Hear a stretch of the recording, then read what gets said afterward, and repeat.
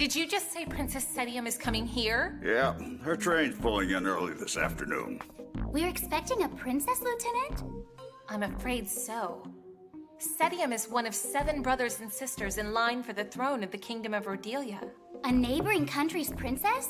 It sure sounds like fun. A secret holiday! Holiday? I really doubt she's coming here for a good time. It sounds like you've met the princess before, Lieutenant. I got acquainted with her when my great-grandfather took us to Rhodelia. So why is she coming, Captain? Remember our smuggler friend with the hot corruption tip? Well, he happens to be Rhodelian.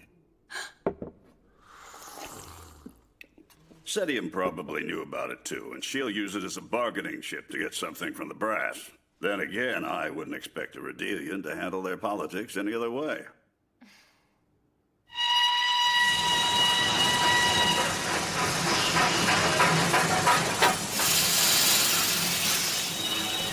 I'm sure a carriage has been sent for us, Your Highness. The carriage can wait. I have a different destination in mind first. Princess Cetium, need I remind you of your duty? We can't be seen in the open. Enough of your reminders. You've reminded me of our duties 4 times since we left the Royal Palace. On the train, in the dining car, and at 7:05 this morning. We have to exploit the Empire's weaknesses to our advantage. And that's the 13th time you've said that. And I will repeat it as many times as I have to. Your succession depends upon your taking every advantage. Huh? It appears I missed my chance. Missed your chance for what, Princess? There used to be a hot dog vendor there. A hot dog vendor? Princess, a royal should never sully her palate with the filthy bohemian fare of a street vendor. I looked all around, I couldn't find it. The hot dog stand with the black and white checkers, right? Ah, man, that was the best hot dog stand near the train station, too. It isn't just that place. It seems like the vendor business has been drying up ever since the end of the war. Well, food vendors didn't have to pay taxes during the war. My guess is the government probably taxed them back into the slums where no one can keep an eye on them. One step closer to exposing corruption at the highest levels of the army. What? You think that article's about us, Aureldo? We're supposed to be on leave right now, Four Eyes. Let the unit take care of itself, okay? Yeah, you got me.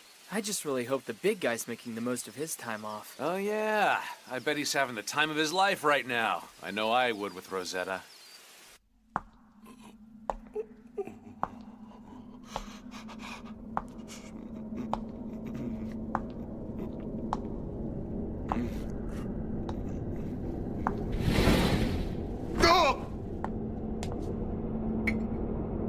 We're going to get that urine sample this time. Hey!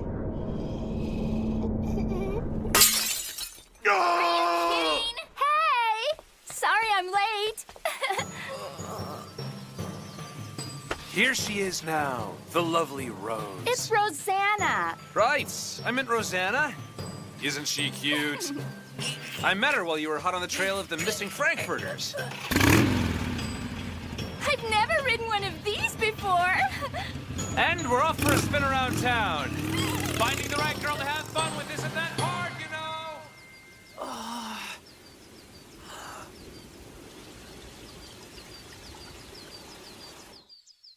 I can't believe that guy! Finding the right girl to have fun with isn't that hard, you know. Yeah, right. Water rationing? Sometimes I keep forgetting how good the army has it. How civilians put up with conditions like this is beyond me. Oh, right. Forgot about that. I'm not supposed to be thinking about work, am I? Of course, it had to be a commoner's toilet, didn't it? Ah! Don't stop on my account. The plumbing here looks inadequate to me anyway.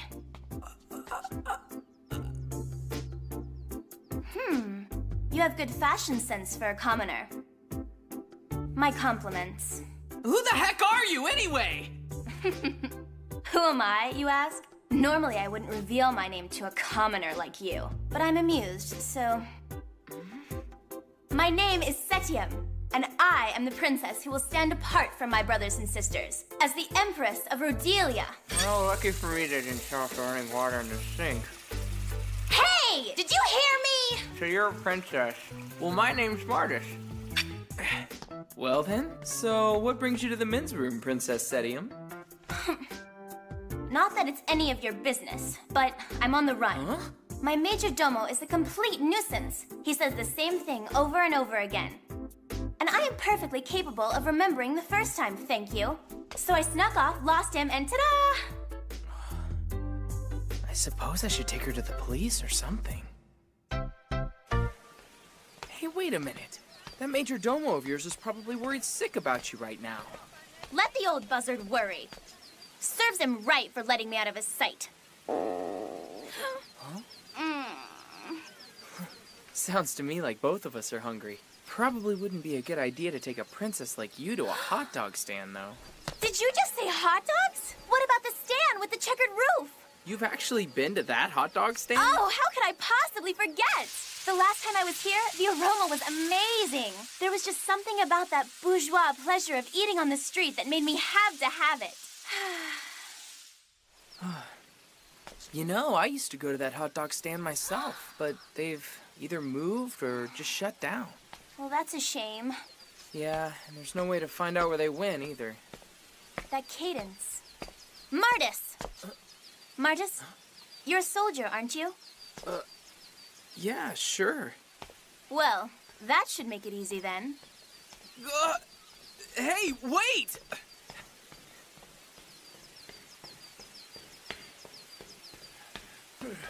Princess Setium! Good God! The royal family is going to have my head on the platter for this! I'm terribly sorry, but we can't open up the registry books to just anyone who walks in here. Of course, you're right. And you're going to give up on it just like that? Well, Listen, you. I really wouldn't want to cross this man if I were you. I understand that Imperial Army officers get what they ask for the first time.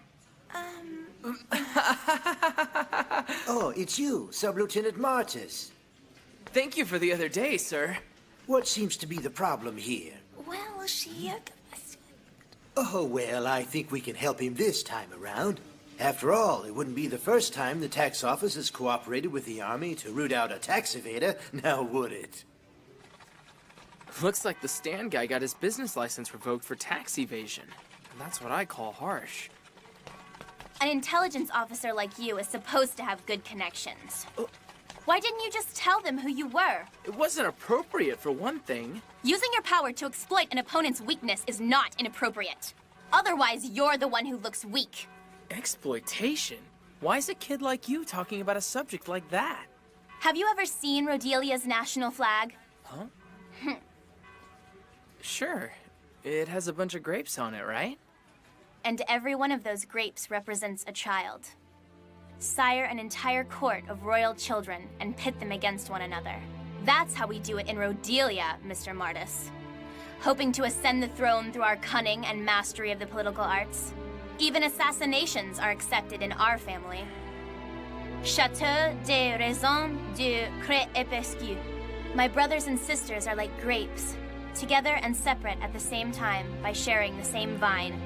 We spend all that time apart developing strategies to overcome the others. The only time we leave our little towers to come together is at supper, along with our food tasters who protect us from poisoning. Exploit your enemy, or you will be exploited. The laws of heaven and earth demand no less from us, right? Well, that was pointless, wasn't it? Let's get moving, Martis. Come on. And where are we going exactly? The vendor's home address was written down in the registry at the tax office. You're just gonna show up? Right! That'll show him that him and his hot dogs aren't getting away from me that easily. I really don't have a say in this, do I? She acts like a kid, but she has this strict way of thinking. Oh yeah, kinda like Lieutenant Melvin.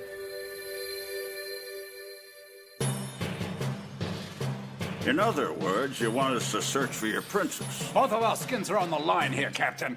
If anything were to happen to the princess, it would be an international incident. Sounds like you're trying to cover your own... What?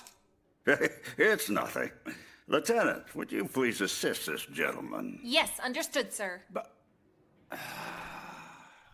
Okay. That sure took longer than I expected. No kidding. And it cost us an arm and a leg to take the carriage. This place sure is depressing. That's because we're right next to District 0. So what's District 0? Well, District 0 isn't exactly what you'd call a safe area. So you're saying it's a slum? We should be fine, as long as we don't go in too far. Hey, are you smelling what I'm smelling? We found it! And there you go. It does my heart good to know that you came all the way out here. Oh. Hey, it's okay. I'm hungry too, you know. I haven't had a bite since this morning, and I'm starving. And on that note, it's time to down the dog. Don't tell me you're not hungry. No, it's just... Here goes nothing. Oh yeah, there it is. Don't worry, it's fine. Go ahead and dig in while it's still hot.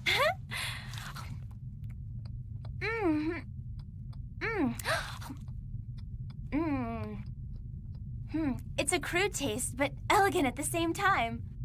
Yeah, now we're gonna have to walk back. By the way, Mr. Schnitzel, how about you give us this meal on the house? That's some sense of humor, Liebchen. The joke was getting your vendor's permit taken away from you. Or maybe you've made enough money to pay your taxes? I bet you didn't know my friend Mr. Martis here is part of Army intelligence. Now, he can either collect those taxes from you or arrest you for running an unlicensed vendor cart. Huh? Section 3 doesn't exploit folks like that. What are you talking about? I was doing it for you. We just spent all day looking for this guy, and now you're going to take advantage of him? Do you think I enjoy being like this? I won't survive if I show anyone any weakness at all. I've had my food poisoned before, on the day I turned 5 years old. My brothers and sisters, I couldn't even trust them. My food taster died for me that day, Martis. You know what I learned? To harden my heart and trust no one every time I eat. I want to forget, but I can't. It's the one thing I want my memory to let go of. But every time I eat, it comes back to me. Sedium, listen, Go away! Sedium, wait! Not good. She's running right towards... District 0! Looks like she's in District 0. Did you say District 0? That's where the eyewitness accounts put her. This isn't good at all. Hurry up then, or we'll have an international crisis on our hands. Hurry up! Got it! Oh, dear God, my heart! My heart! I can't believe I lost my control like that. Shedding tears over an argument with a commoner is so undignified.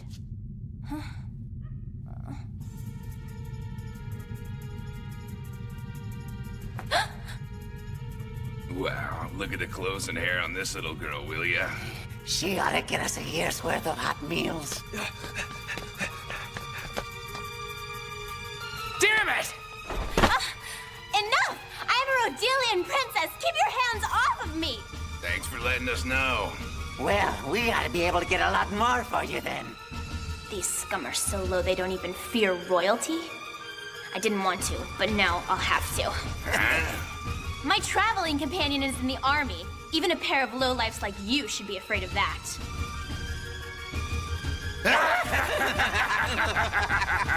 Oh, that's a good one. You know that, little girl? The army doesn't come to places that don't have names or numbers, sugar. There's no police, no protection, and no civil rights for anyone. And with no cops around, I could pretty much slice up your army boyfriend or anyone I damn well please. So, who do you think is going to rescue you from a place like this? Are you okay? Martis! Looks like we've got a daredevil here. Get out of here while you can! Hurry up! I'm sorry, but my legs are so weak. I can't stand up right now. I can't move. I'm really sorry. Well, that's great. You turned into a princess right on cue. Well, that wasn't very nice.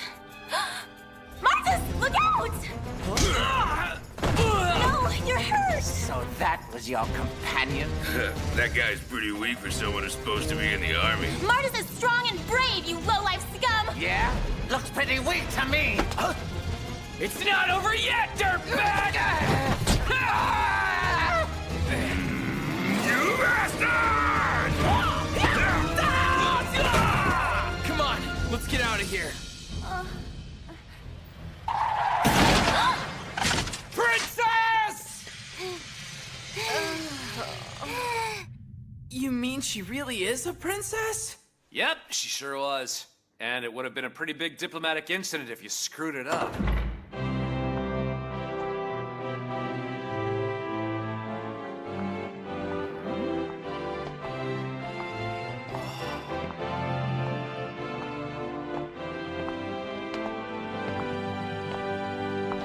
Let's get to the heart of the matter, shall we, Captain?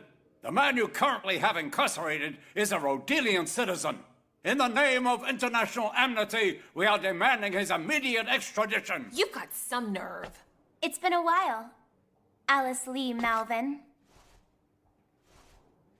We can't let him go that easily. He has information vital to one of our criminal investigations. Without him, we don't stand a chance of completing that investigation successfully.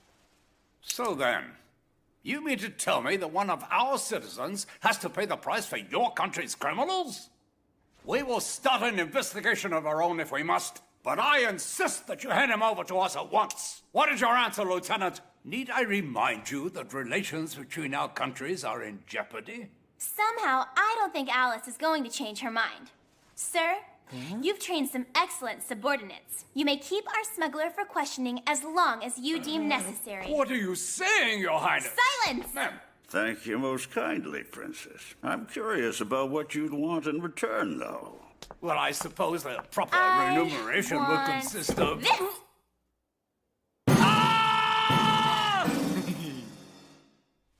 Well then, just what I'd expect from a commoner. A little bit crude and a little bit elegant. On the off chance my travels bring me back to the Empire's capital, Sub-Lieutenant Martis is to be my escort regardless of his duties.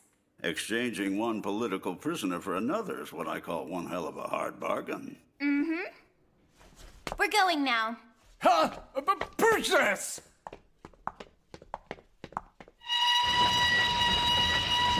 Old man, how long are you going to keep sulking? Come over here. You've gone soft on me, child. Completely and utterly soft. Have you forgotten everything I taught you about exploiting weaknesses? Taking advantage of weakness is easy, old man. It's hardly worth the trouble of exploiting it when you think about it. You end up taking advantage of something stronger than weakness. When you get something out of gratitude, if you earn someone's trust and friendship, you have the most valuable thing they could ever give you. But there you sit, expecting me to take advantage of a hand that was given to me in friendship and put a one-time price on it? The minute I had it, I knew I could keep it as long as I wanted it. And that's what I need to take advantage of to become Empress. So you still want to call me soft for taking advantage of people's compassion, old man? This really is a sad day. My little princess has really outgrown the need for her teacher. Putting that aside, have you no idea what it means for a royal to bestow her kiss on some commoner? It was on the cheek. Don't worry about it. Princess, I saw you with my own two eyes. You were embracing him like a lover and kissing him directly on the mouth. Well, who knows? My heart was beating so fast and my skin was so warm. I'm pretty sure I forgot the details. Little Casanova, smooched by a royal. Who in the heck told you about that? Well now, I almost forgot to take Mercury for his walk. So settle a bet for me. She French ya? What the? Someone would have had to have been sitting right next to me to see that. Oh, look at the time. I almost forgot about my hot date with Muriel. Gonna have to get yourself out of this one, Tiger.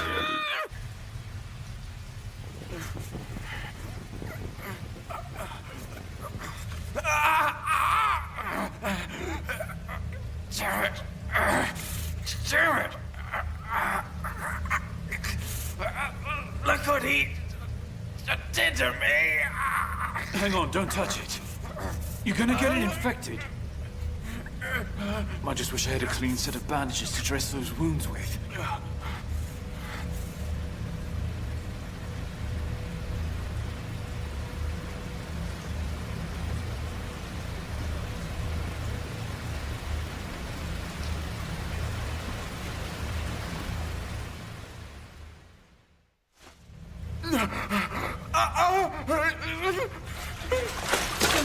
Pull yourself together!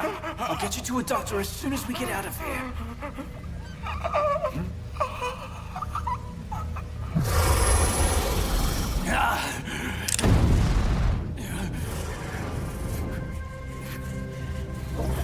Tank-faced son of a bitch! Guys from Section 1 don't get to retire and die in their beds. At least they were honest and told me that when I signed up. I knew I would probably end up dying an ugly death instead of telling war stories. God damn it!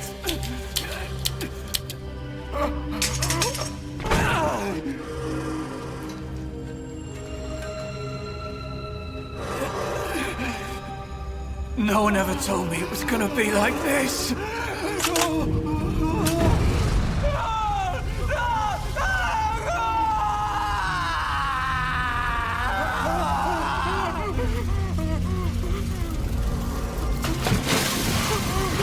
I'm cold.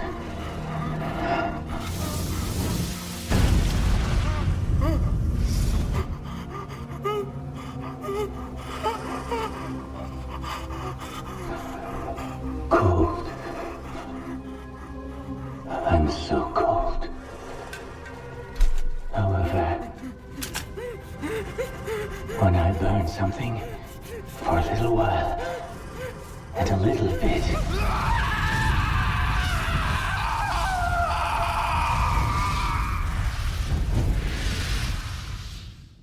my heart feels warm.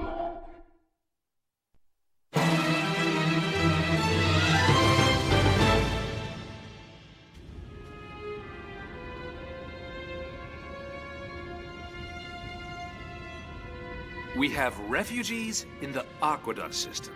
Right. There has to be a job for me in the capital city. It's got to be big enough for me to make it somewhere. That's what they were thinking anyway. The war drove them away from their homes, and they had a dream of starting over here. However, that dream just didn't live up to the reality of the situation. What you're looking at is the reality. No jobs, no homes to move into, and nowhere to go, except here, of course. There sure are a whole lot of people. It's like there's another city down here. Actually, you might be right there. It's not that far-fetched when you take a look at this map.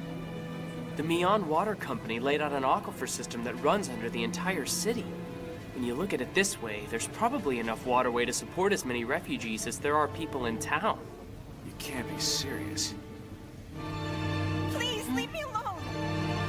How many times do I have to tell you? I don't have any money! Damn dirty squatters. Listen up real good, honey. Our employer, the Mion Company, owns the waterway, and it's here to make us a lot of money, not wash your dirty backs. Got it? You think you and the rest of these sewer rats can waltz in and use it for free? Not without paying us a little protection money on the side. But I can't. Well, that's a shame. But I'm betting you have another form of collateral you can pay me with. I could have sworn you were just a kid the last time I saw you, but I see these are grown up really nice.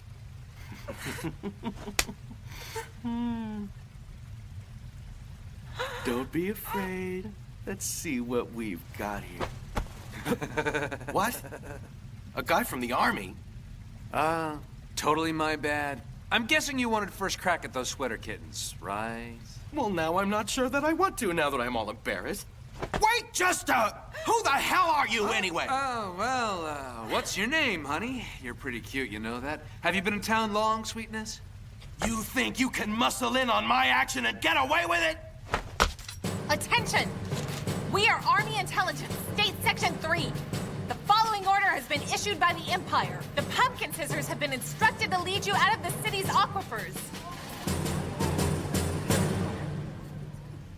Pumpkin what? I thought we already had a deal with the Army brass. Now hang on a second there, Army girl. If you force us out of here, we ain't gonna have nowhere else to go. I understand your concerns, but this isn't an eviction. Follow us. We'll take you to a newly authorized state-run farm. You'll have a chance to get on your feet by working there. Hey, you know, she could be right. We should go with her, Bert. Guess those Army guys ain't half bad after all. When all of you are ready to leave, just follow my men.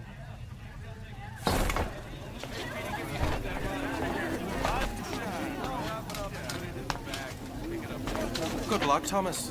What gives, Mets? We gonna let the Army get away with this? Yeah, let them do whatever they want to do.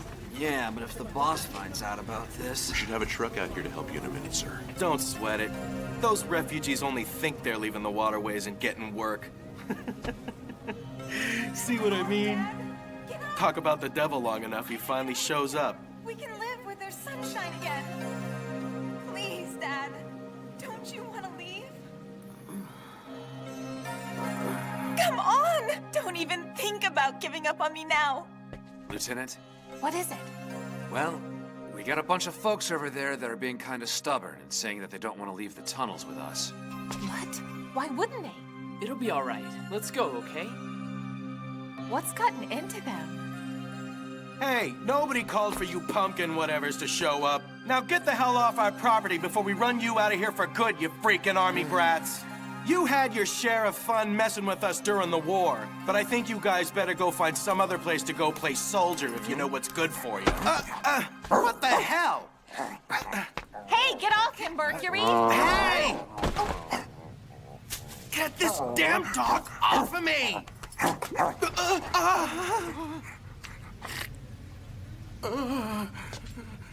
What did you have to go and waste it like that for? Dad, it's gonna be okay.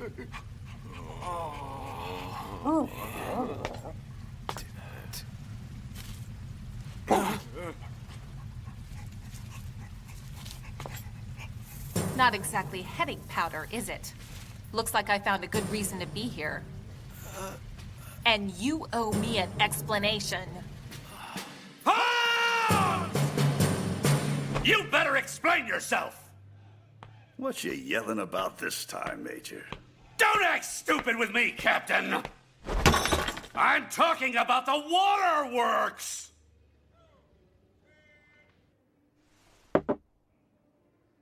Waterworks? We did relocate some refugees from there. You and your cheery little unit could have found other refugees to relocate. Section 1 was already conducting a classified investigation in that area. Oh?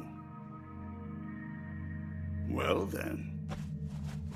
I guess your top-notch investigators from Section 1 already knew about this, didn't they? Investigating Himmel isn't one of Section 3's responsibilities. We need those refugees working, not under the streets doing Himmel. Not Section 3's job, Major. We need to crush that drug trade. Now.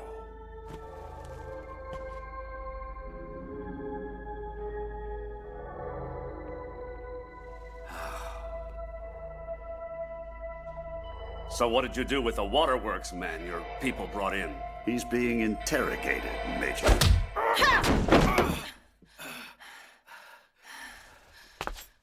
Maybe you shouldn't be so violent with him. Isn't there supposed to be a law against beating up your prisoners? Aren't you soldiers supposed to have a code of honor? Well?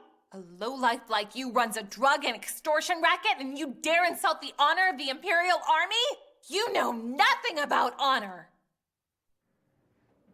Just listen to me for a minute.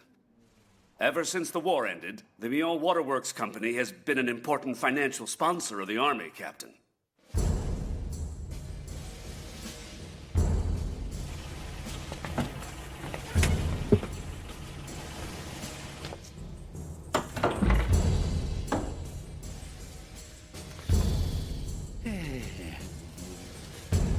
I'm sorry, but it appears as if one of my employees has caused you some difficulty.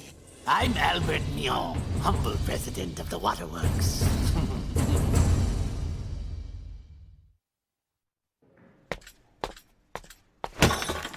Why was he released, Captain? The man's boss came down here and posted his bail. He's still entitled to due process, so we had to let him go. But sir, that bail money, it's stained with the blood of the people he victimized. Excuse me. So you can just march in there? Looks like I need to remind you that we can't go around arresting civilians for violation of city ordinances. Unless you caught them in the act. Huh?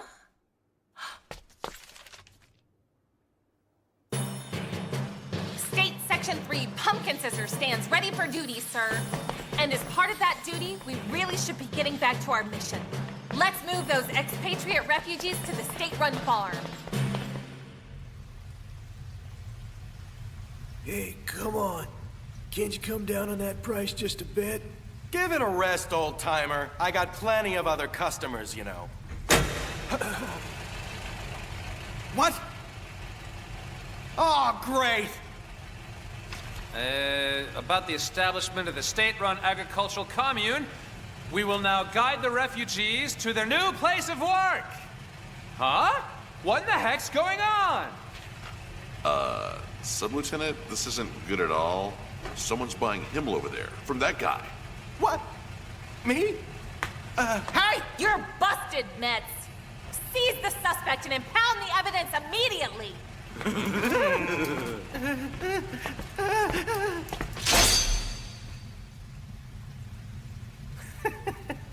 You people aren't very bright, are you? What are you trying to prove anyway? I'll be out of jail and back by the end of the day, Klein Fraulein. Then I'll keep on coming down here to get you, Schweinhund.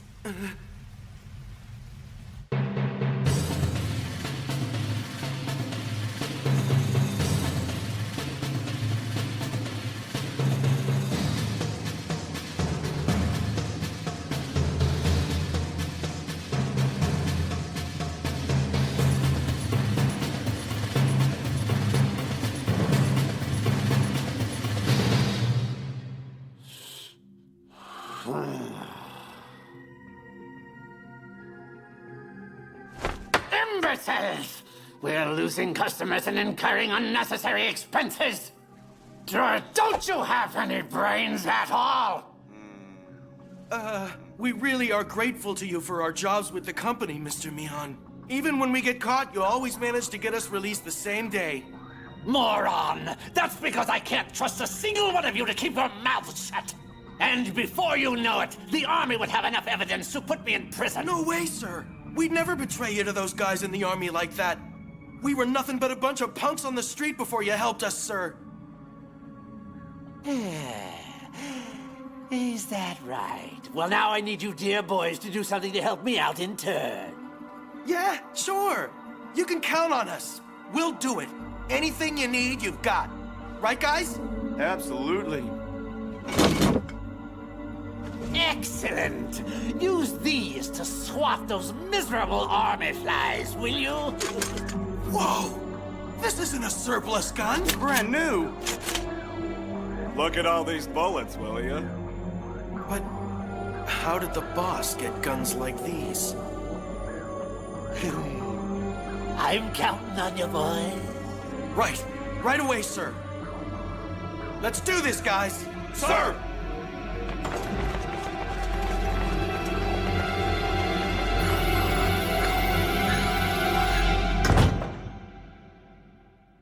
That's the last I'll ever see of those idiots.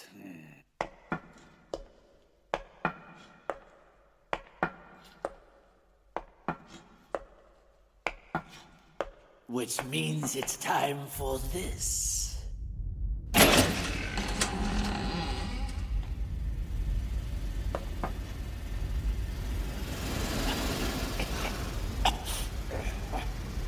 Hey there! You in?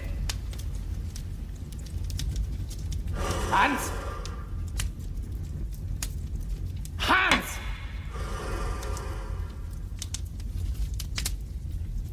You listening to me? Hey! I have an assignment for you. Do you understand?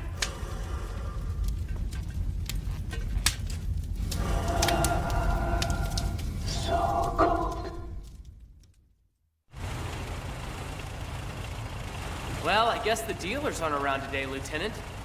Yeah, it'd be fine by me if those jerks just called it a day permanently, you know what I mean?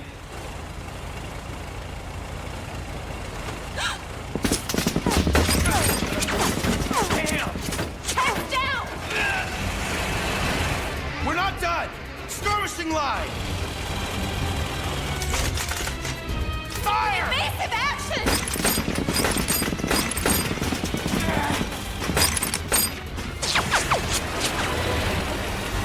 Damn it! Come on! Not more of them!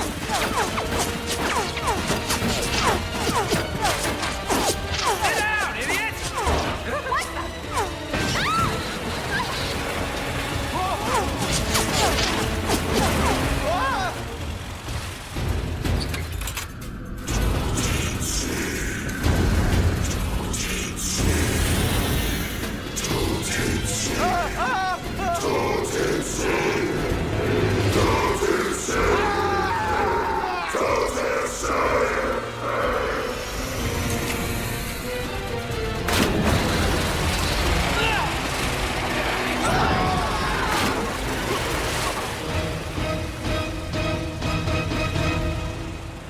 How's our flank? Well, looks like we lost the goon squad. Good work, big guy. You know that big carcass of yours really comes in handy sometimes. Right? Hey, are you doing okay there? Did one of those bullets hit you? No, ma'am. Sorry I made you worry. Damn you. I'm in Section 3 now. I just noticed something, Lieutenant. About their guns. Huh? Those rifles look brand new to me. And in the hands of private security guards? That's not good at all. We've seen that somewhere before. We have? Where, Lieutenant? Don't worry about it. Let's just get the heck out of here, okay? Martis, brakes! Right! Yes, ma'am! Lieutenant? What's wrong, ma'am? Lieutenant! I knew I felt this sensation before, but where? Lieutenant, are you all right? Yeah. It was you, wasn't it? I felt the same thing the first time I met you. Ma'am! We've got company. Reinforcements? Doesn't look like he's moving, ma'am. What should we do now? Move ahead slowly. We're in no shape to go back.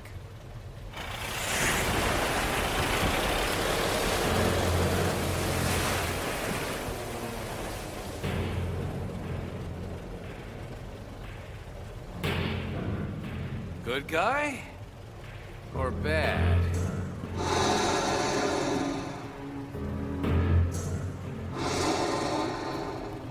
Wonder what's up with the Captain Nemo outfit. Probably to protect him from his own flamethrower. His flamethrower? That's not good. But weren't those taken out of inventory a long time ago? Okay, so why weren't they? I really wish I had the answer, Arildo. When you shoot someone with a rifle, at least the body has a chance of going into shock before the pain hits. Flamethrower makes someone feel searing pain and smell their own burning flesh. And that's why I thought the Empire banned them. Apparently not. I'm cold. I'm so cold.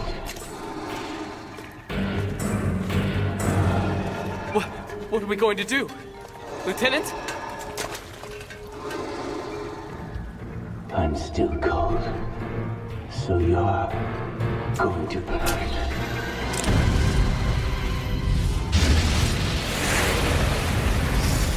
Let's all burn together. Whatever you do, don't stop driving, you think? Burn for me. Let my heart be warm, just for a little while.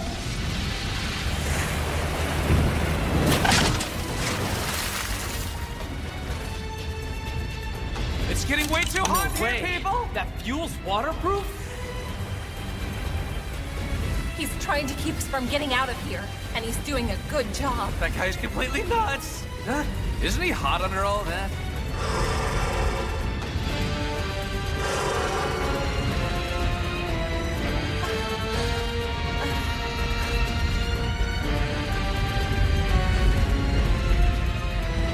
All right, defeat me if you wish to pass, is it? I accept your challenge. He isn't challenging you! Calm down! Let me go, damn it! He wants a fight, well, I'm gonna give him one! I found them! They're over here! Good God, that's one hell of a fire. Hey, that was pretty good, buddy. Of course, if I knew the boss had you up his sleeve, I might have taken the day off or something. What a kidder that guy is. Huh? What the?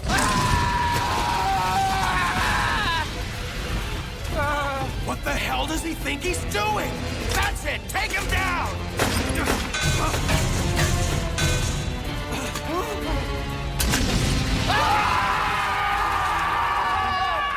Everyone dies. No one gets out alive. Those are my orders.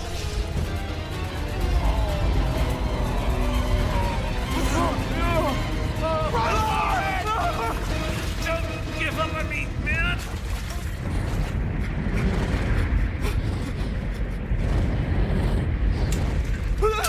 Hold it right there! You...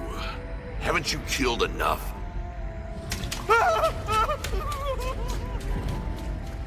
That lantern of yours. Have you heard of the 908? 908 was my unit. 901. You are my... Oland! Stop playing around! It's either you or him, so shoot already! You and I are brothers in arms, 901.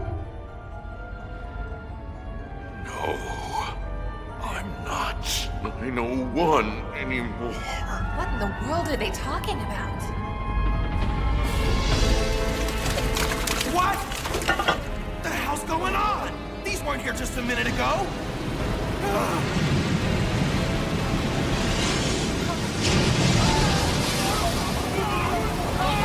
Or burn us or drown us! Make up your mind!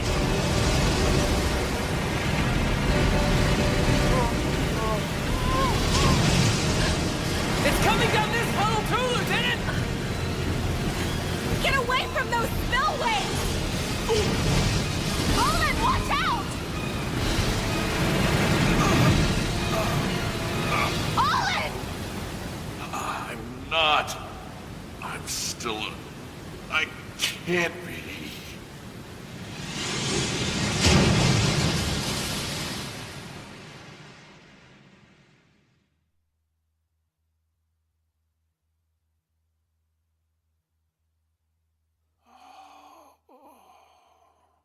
Back among the living, I see. Lieutenant. The team. We all made it back. Don't worry about it. That's really good to hear.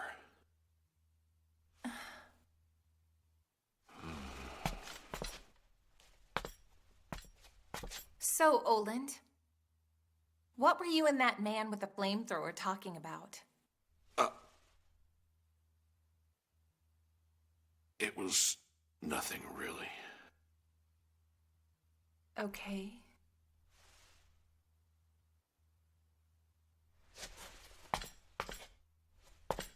All right. I should probably get out of here and make sure you get some rest. Thank you for spending the time with me.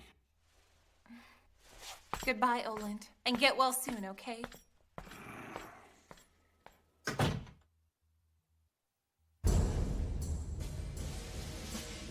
So you're saying they tried to kill us, boss? There's no doubt about it in my mind. What with the negative impact on our sales lately? That's crazy! They didn't have to do something like that to us! bastards! I'll take care of it, dear boy. You and your men get back to moving that product. Damn it all! Who the hell do they think they are?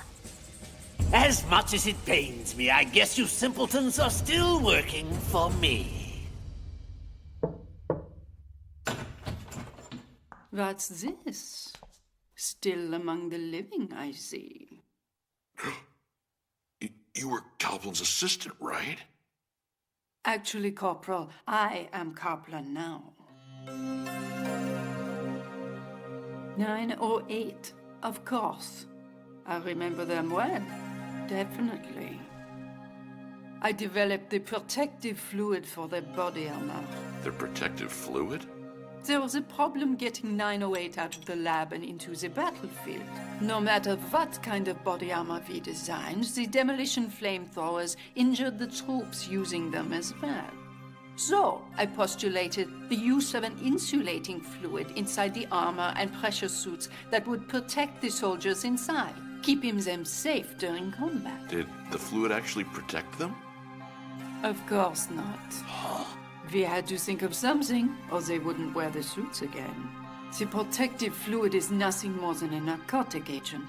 It stops them from feeling the damage being done to their bodies.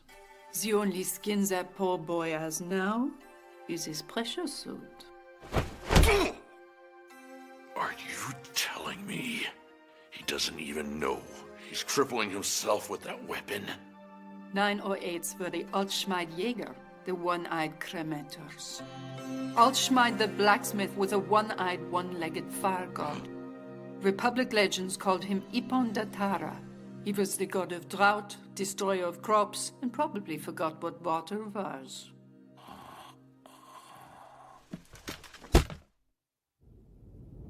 You think they're actually gonna show up, Lieutenant? I wouldn't after yesterday. There they are! You're under arrest for narcotics trafficking, Mets! Out again. After them! Stop them! Seize the suspects and impound the evidence, gentlemen! Stop! Freeze! Don't you guys have anything better to do? I don't know if you're Pumpkin or Pompkin or whatever, but it's a really stupid name, you know?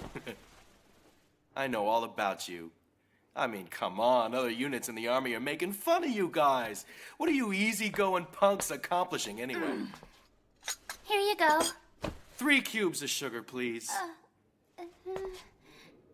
Get him whatever he wants. Huh? You're free to leave. Well, can't say it hasn't been fun. I'm sorry, looks like that coffee's going to waste, Toots. It's on me next time. See ya.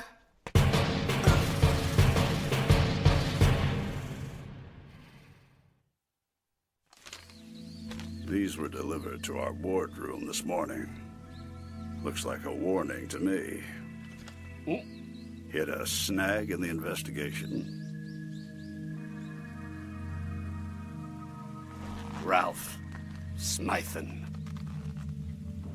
All right. So why'd you get them, Monks? Most people don't know the difference between Section 1 and 3. I suppose thanking you is in order. There's something you're not telling me. Section 1 is the War Ministry's top public safety organization. You've seen the evidence, but you're still investigating while we've been down there arresting the dealers. Playing nice, Connery? Hardly. Excuse me, Captain. Major Connery. Sir, our unit searched everywhere you told us to. However, we still couldn't find the documents, sir. So what documents were you looking for, Connery? It's always a game with you. You're gonna try and revoke his bail? I'd rather give this a try than just keep on arresting him. I'm not sure it's really going to work, though. Good grief. I feel for the LT, you know what I mean? Stop! What is it? Huh? Hey! Marielle! Okay, don't scare me like that. I thought it was you. Hi. You remember me, don't you? I'm the guy who gallantly saved you from those waterworks guys and only asked for your name in return. I am Sub-Lieutenant Oreldo. Oh, yes. I remember you. You tried to touch me and had a creepy look in your eye. Huh? I'm weak. I know it. Listen, it's okay, really. Huh? Well, thank goodness. You cut your hair, didn't you? Oh, you're even cuter than last time, you know? Huh?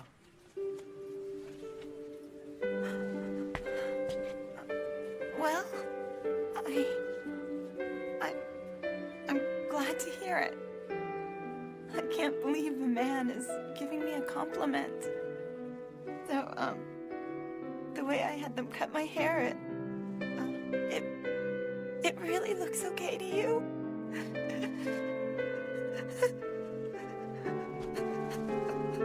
You are absolutely beautiful, Marielle.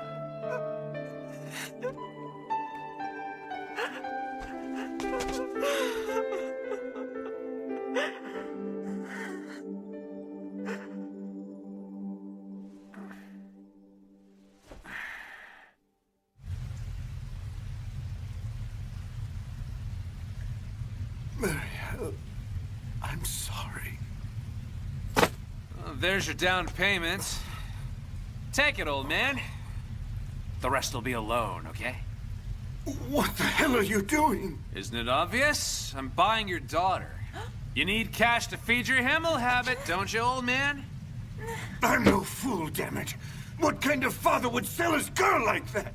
Yeah, right, Pops. She's already selling off her hair for you. Self-sacrifice just gets me all hot and bothered. You're one lucky dad, you know that? Makes me wonder what else she has for sale. What are you doing, Geraldo? Stop it! Stop! That's over the top. Time for the main event, people. You don't mind if we do this here, do ya? No! Stop it! Shut up! You're my property now, and I'll get those clothes off. No! Stop it! Stop what I said!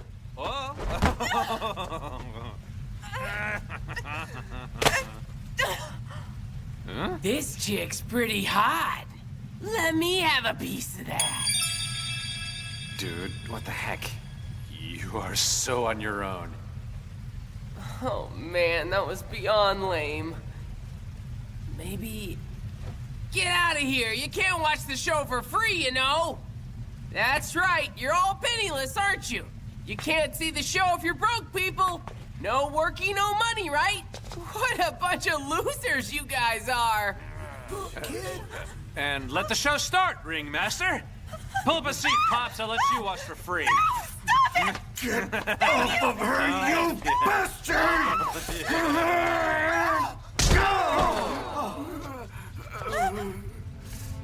Sure. Now you decide to act like a father. Everyone here knows you'll be begging me for this deal tomorrow. Looks like you'll always be a junkie, old-timer. Can the hero crap. Shut up! I lost everything during the war. You don't know a damn thing about me. Marielle is the only part of my life that hasn't been taken away. We're not losers, you stuck-up sons of bitches. You got something else smart to say? Yeah! We'll work, damn it! We can start right now if you wanted to! What do you think of that? We're gonna work! I'll do anything for my daughter, even getting out of this dump. I'm not a junkie, you hear? The hell are you grinning at? You better listen to me, boy. I can work anytime. You hear me?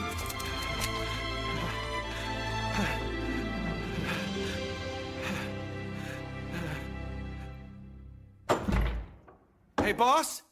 Are you here? Hey, Mr. Mian? Huh? Mr. Mian?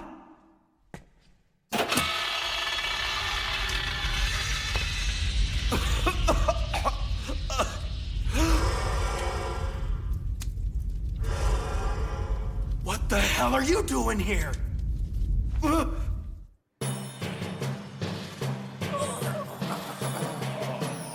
What's all this? Looks like they've been fighting. We beat each other up, Lieutenant. Captain, someone's here who wants to testify in the Himmel investigation, Testify? sir.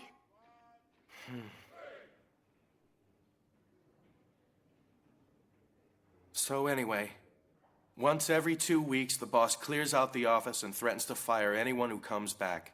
And the next day, we usually have a new inventory of product to sell. I'm not sure, but I think that's the day his supplier comes in. Lieutenant! Right.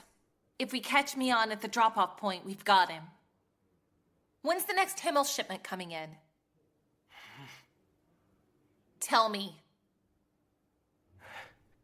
It's probably gonna be tonight.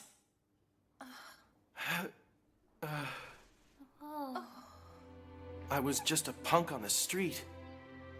No job, no future, no hope at all. I used to have to steal food just to stay alive. I didn't want to, but it was the only way I could eat. I was down and living like a rat.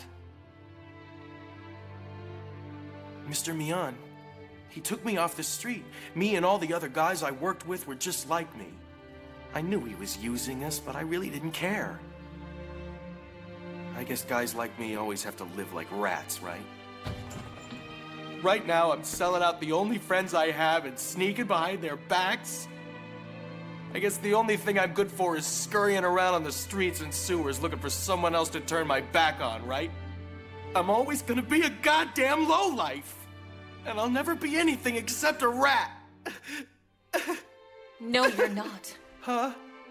You've become a pair of scissors. I'm a scissor? That's right. Use of force, abuse of power, stockpiles of money. These are the layers of protection that Albert Mian has woven around himself to make the post-war period worse for people like you. By coming forward, you are the blade that sliced through all of those layers of corruption, Metz. From this day forward, don't ever think that you'll never have a chance to make your life better. You understand? Even a rat's fangs are sharp. We're moving out! From one mild butt kicking to a severe butt kicking. Great.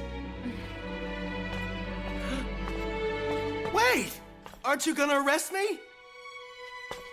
Sorry, but the drug deal's first. Just go ahead and turn yourself into the police for me, if you would, please. You ready to go? Yes, ma'am. You gotta be kidding. Turn myself in? What the hell makes her think I'm not gonna run? Damn it. I just can't. Alice. Huh? I know you need all your people, but I have to borrow Relda for a little while. I've got a job for him. You mean You've got me? a friend in Section 1, am I right? Huh? Off the record. Uh-huh. We're all set. What's that? I'm settling this tonight for the last time. Lieutenant? Huh? If we come across the high-temperature trooper again, I'd like your permission to engage him, ma'am. Please, Lieutenant. Negative, Oland. Huh? You're hiding something from me, and I don't appreciate it. But, Lieutenant, shouldn't I be the... No, you shouldn't. I'll handle it this time. Section 3, it's time to roll out! Roger!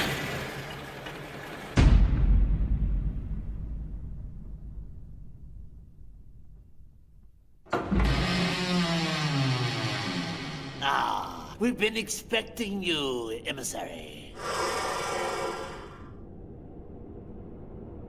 All of us stand in humble and silent service to the Silver Wheel.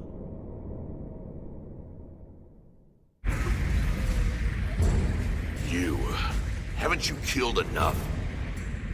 That lantern of yours. Have you heard of the 908? What? Burn us or drown us! Make up your mind! Get away from those spillways! Olin, watch out! 908, of course. I developed the protective fluid for their body armor. The protective fluid? The protective fluid is nothing more than a narcotic agent. It stops them from feeling the damage being done to their bodies. The only skin that poor boy has now is his pressure suit. Are you telling me he doesn't even know he's crippling himself with that weapon? Lieutenant? If we come across the high-temperature trooper again, I'd like your permission to engage him, ma'am. Please, Lieutenant.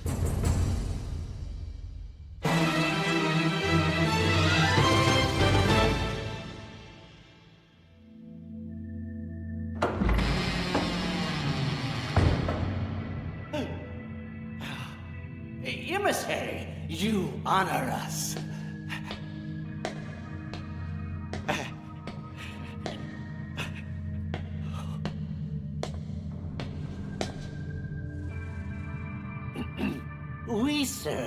I serve the silver wheel with all humility. Yes.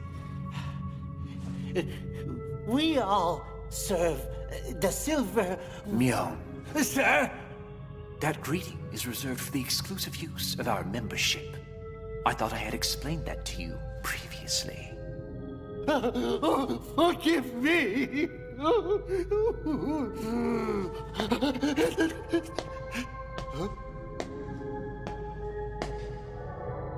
Hans, I trust all is well with you. We are having you perform a rather menial task. You gave me a place to belong. I am grateful. Yeah! You trust all is well? What's your fascination with that walking can of garbage? I'm running the underground Himmel trade for you and keeping those government officials off your back with forged paperwork! Are you fishing for praise, Mion? Oh, I humbly apologize, sir.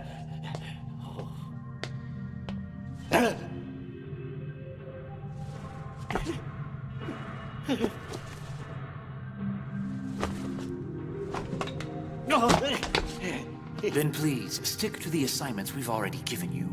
This is your quota for the next fortnight. We will remain happy as long as you continue distributing Himmel per our instructions. But for now, I bid you farewell. Hans, look after Mr. Mion and keep him safe, please.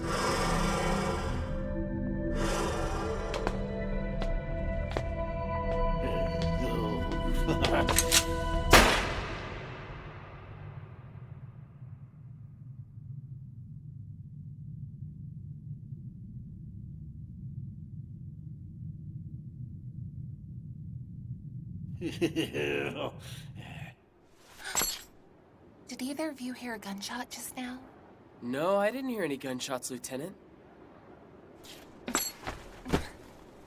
Oland, we'll talk about it later. But Lieutenant, listen. Get us on the road now, Martis. Roger.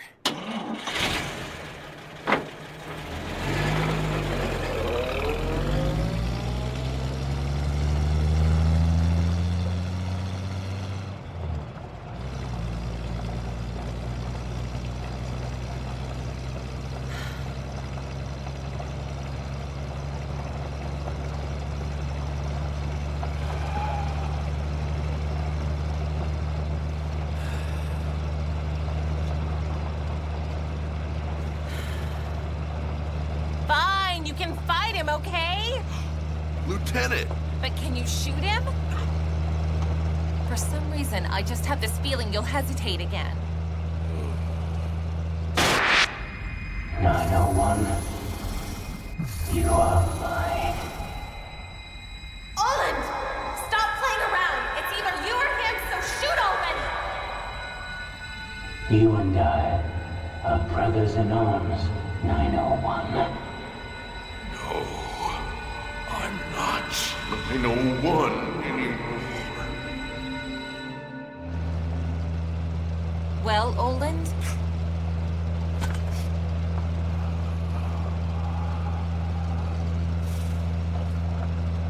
Lieutenant, I'll fight him. Trust me.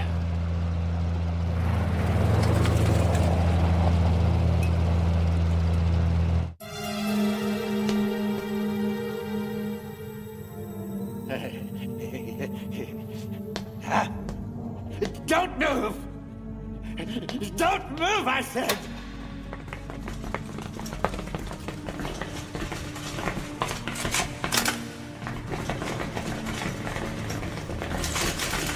I said don't move, didn't I? I usually have my men leave us alone, but I finally want to see some results from you. Got it? What kind of results? You'll know what kind. I've done more than enough to merit a recommendation from you to the people you answer to. And you're not leaving until you promise me that! A place in the Silver-Wheeled Society.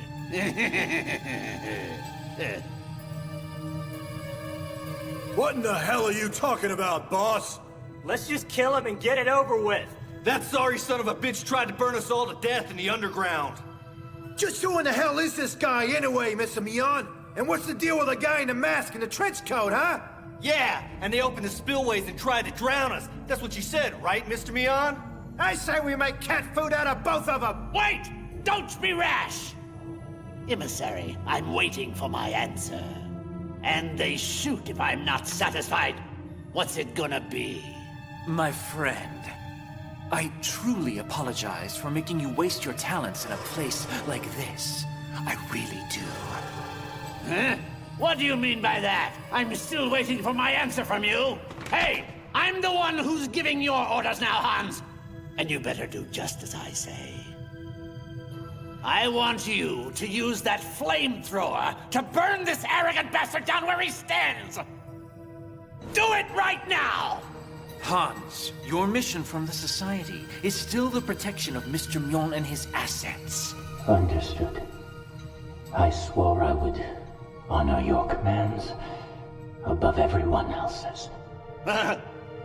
That's a good boy.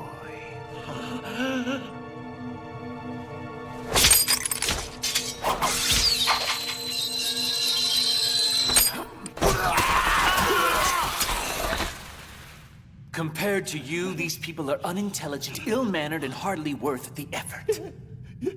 Incompetence is a sin. I'm sorry. You may thank me for culling these incompetents from your ranks later. You wanted results, Mion, and now you have them. Kill him! Shut up! And put that gun down! But, sir! Please, emissary, sir, I beg you to stop. Forgive my insolence. It won't happen again. No.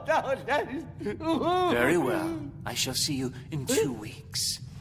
You're actually going to forgive me, emissary? I merely wish to silence those with careless tongues. Oh, thank you, emissary. I will perform my duties to the fullest.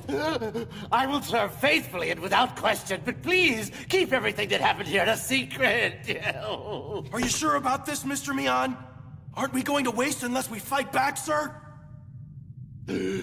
Just be grateful we managed to save our skins this time. I should have known better than to go against him like that. I should have known better. I'm sorry. I'm so sorry.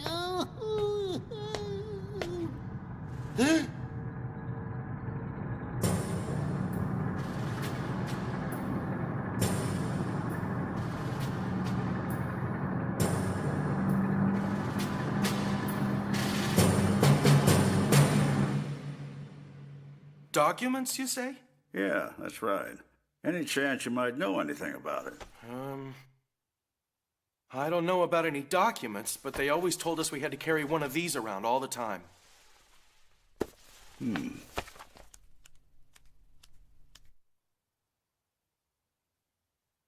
But this is... Hey, boss! Something strange is going on.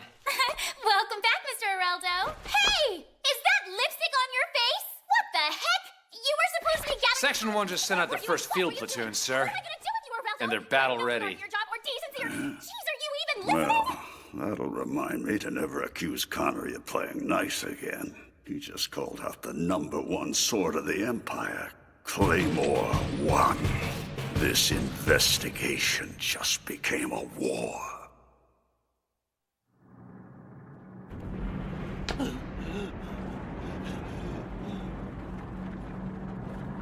Hey, what's that noise?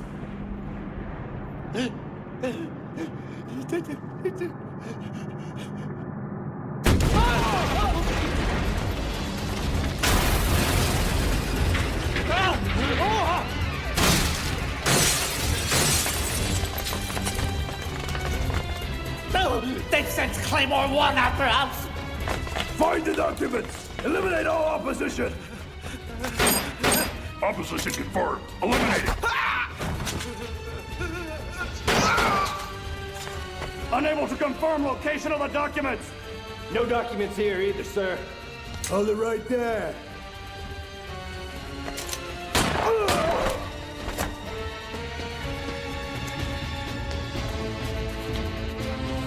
I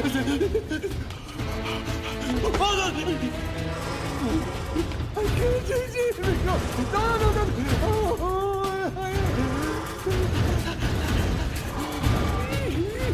Hey, you! Where are the documents? No! Move it! Opposition confirmed. Eliminated!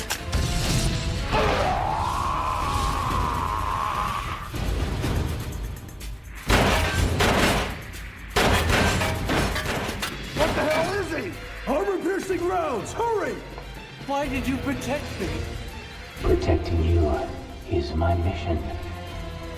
Get to your feet quickly. They will be coming soon. Who are they? Lieutenant! What's going on here? Help me!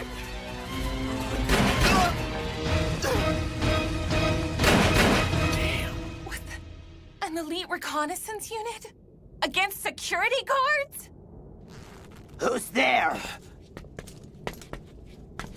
Section 3?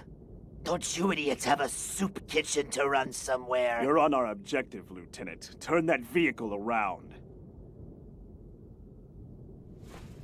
Martis. Those guys are from Claymore 1, ma'am. Move out! I'm moving! Stop the car! Get a message back to headquarters. We have an intruder breach. Opposing forces of State Section 3. Requesting authorization to eliminate.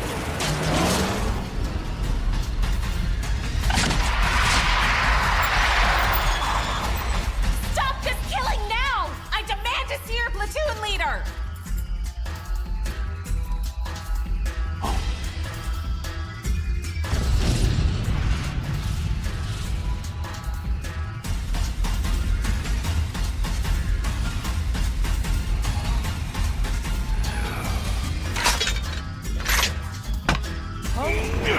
Corporal! Hold your fire! We don't have permission to engage! Go after him, Martis. He said he'd fight if he had to. And Mion should be there, next to whoever he's fighting with. Find him and arrest him. What about you? These gentlemen need a lesson in etiquette.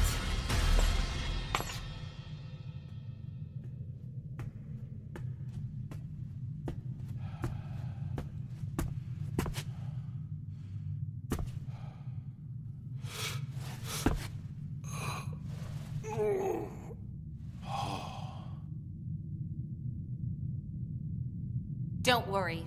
Go. Lieutenant! Go, I said! You're pretty sure of yourself, aren't you? Your rank and titles aren't gonna help you here. Lieutenant... You know, I'm really not sure what it is that's making me feel this way, but I think the Corporal has finally learned to trust me today. Good luck.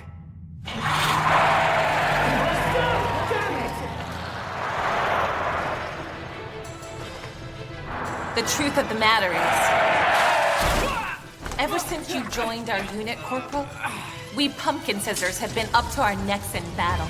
So much for peaceful and easygoing.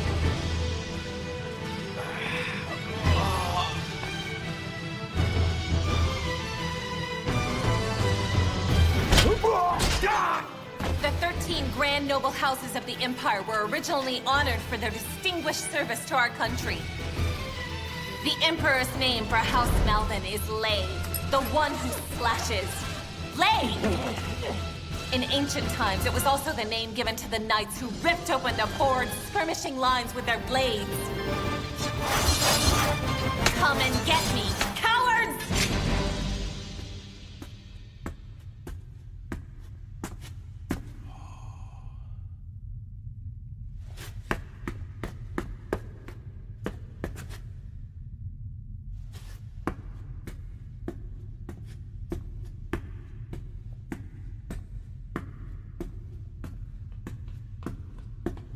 Corporal!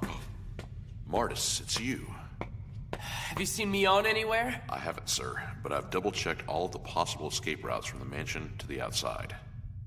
That only leaves the underground aquifers unchecked.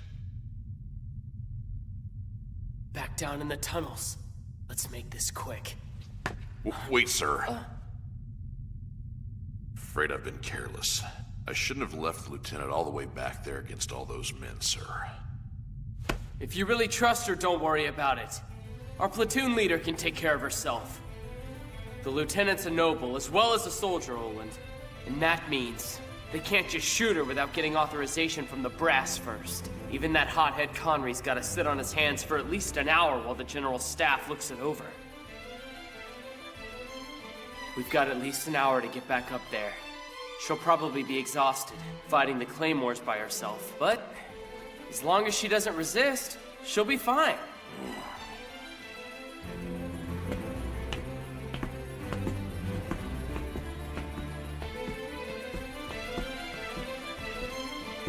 The question is, will she lay down her weapon and just let them arrest her? I doubt it.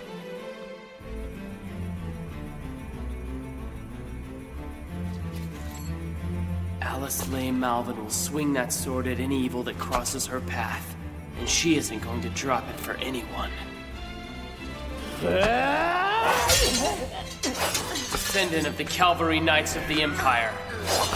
She'll keep on fighting till the bitter end, for honor, truth, and justice. Even if it kills her. Boss! More news from Section 1.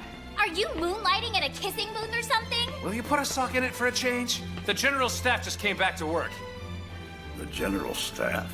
Connery's been yapping with the G2 Chief of Staff ever since their dog came back from the Mion estate. I guess Alice couldn't leave well enough alone.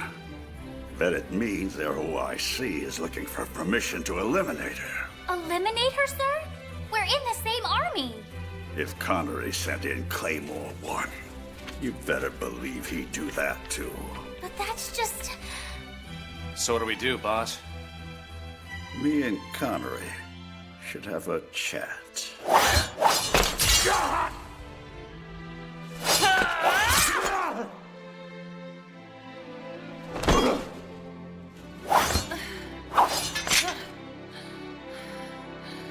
Corporal Randall Oland.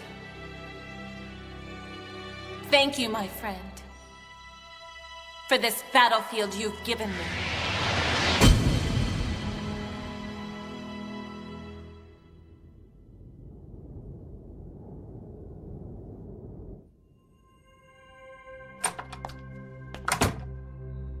I'm back. Where have you been? It's late, ma'am. Take that to the analysis team. What is it? Samples from a test subject. Blood, skin, hair, nails. I took them during a medical examination. I see. So these belong to 901? Well now, I'm sure that by tomorrow, if it's 901 or 908, we'll have some new samples to keep us busy, won't we?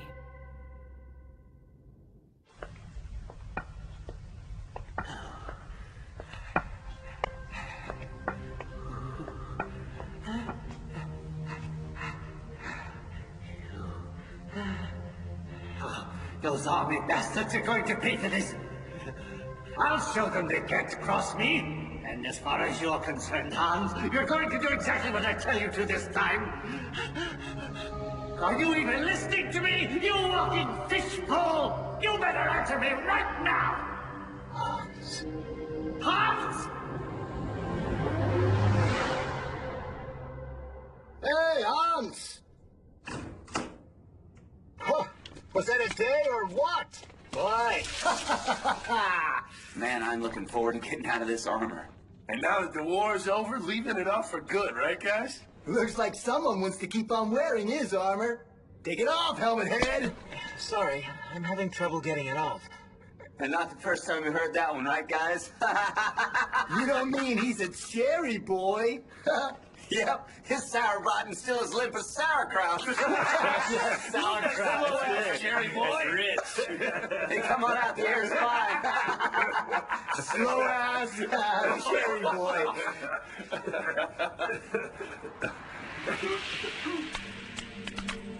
Hey man, what the hell? Did you do something to cut your face? My face! My face!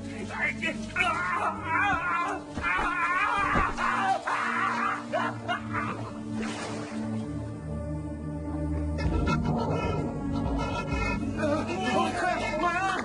What the hell is happening to my arm? God! My back!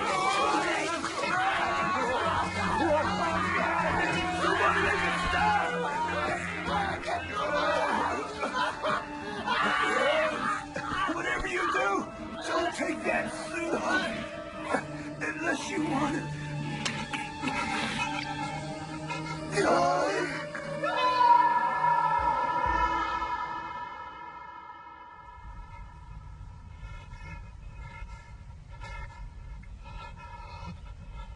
What the hell's wrong with you?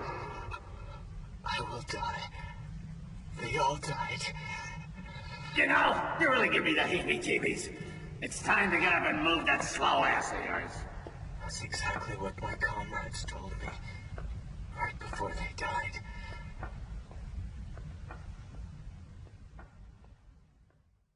I'm so cold. Olet, she's fine. Trust me. She has to be. She's fighting the Claymore so the two of us can do our job. She's trusting us, Corporal. You and I need to do the same thing right now. Understand? Yes, sir.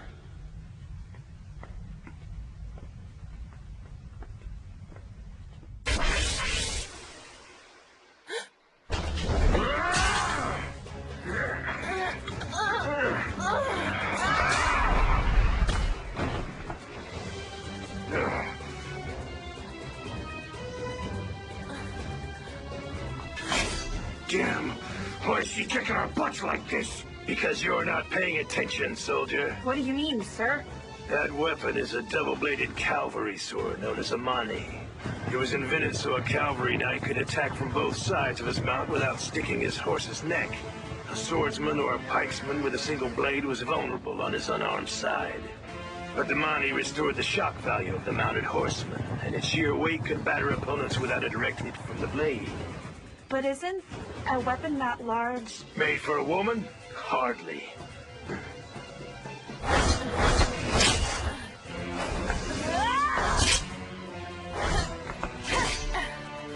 Just what I'd expect from a mouth.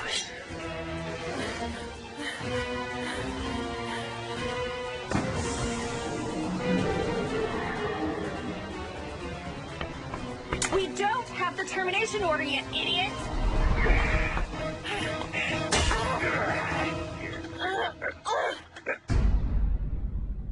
Imagine that. Captain Hunks visiting me for a change. And I'm supposing you want me to stop Claymore 1? Don't make me laugh. You don't recall a unit like Claymore when you have a victory like this in your grasp, Hunks. Section 1 has been planning and waiting for 3 months for the opportunity... The opportunity to find this, maybe? A map of the aquifers, along with population and where they're located. It's like the Army's topographic department put this together. Turns out it's the city's entire Himmel market. The underground population, Captain. How many do you think there really are? I couldn't guess. But it's probably not limited to just the 100 or 200 we've seen. That's barely the beginning of it. Our aquifer system has so many people living in it right now that they could elect their own mayor and start another city. The stragglers you found on the outer boundaries are just the ones who are afraid of the dark. They might actually be with your help. Connery, you got a heart of gold.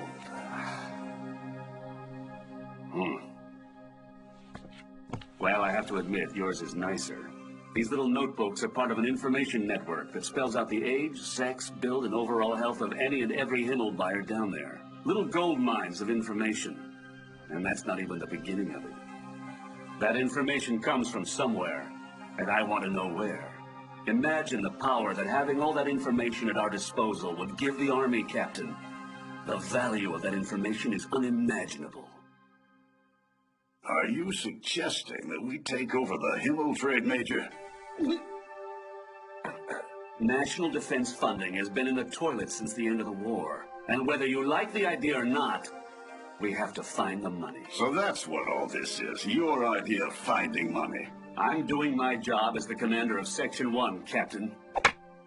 Section 3 has a job, and it doesn't include pushing dope on people. You should probably know, if you don't already, that I've requested a Fire on Friendlies authorization to complete this mission. And I don't think the General Staff really gives a hoot in hell if your little Contessa gets caught in the crossfire or not. It's not too surprising, but you really haven't thought this all the way through, have you, Major? Beyond isn't getting his Himmel from just anybody. Surely there can't be more than one or two, Captain. That's right. Now ask yourself what kind of organization we're dealing with. You think they're just drug dealing? Only information brokers keep records like that. Still want to mess with them. Are these the same people handing over next-generation weapons to people who can't even shoot straight? I do have an idea if you're willing to listen. Yeah, what kind of idea? Promise me you won't fire on my people. Sign this document, and I'll share the rest of my information about Neon's supplier.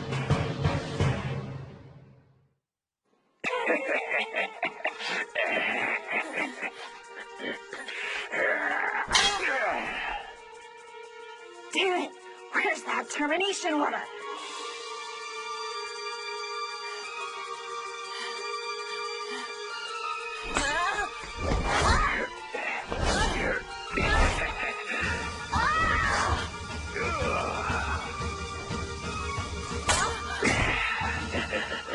Having trouble, are we?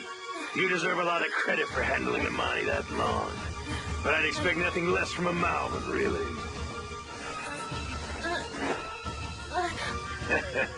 Swinging that heavy blade finally caught up with you. Let's finish this! You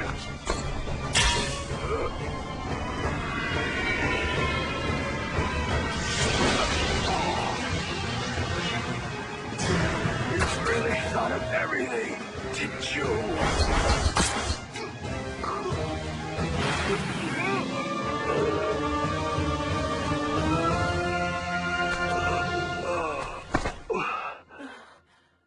Guess I should be impressed. A vain battle with no honor to protect, and you're still fighting the good fight. I wonder, do you remember the role of the male lion in the hunt, Lieutenant Malvin?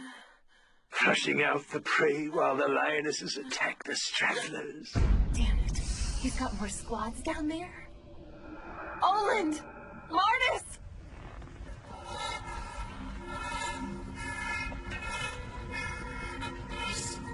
What the devil's wrong with you? Spit it out! You and your attacks! I've had enough! We keep on having to stop like this every time you have a flashback. Those army bastards are going to end up killing both of us, you know that? Now get over it and get over it now! Hey, Oland, can you hit them from all the way over there? I can guarantee a kill shot, but I thought we were supposed to arrest Mr. Meon, sir. I guess we've got to find a way to get closer. Mr. Martis. And that's less deadly? Concussion grenades. A non-lethal design, Lieutenant. Throw it, and it should give me a chance to attack while they're disoriented. I said, get moving, you idiot!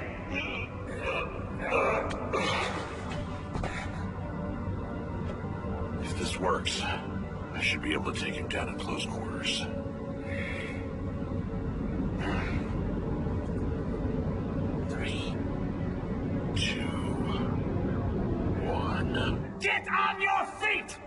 You better get that slow ass moving or I'll tell the emissary you failed me!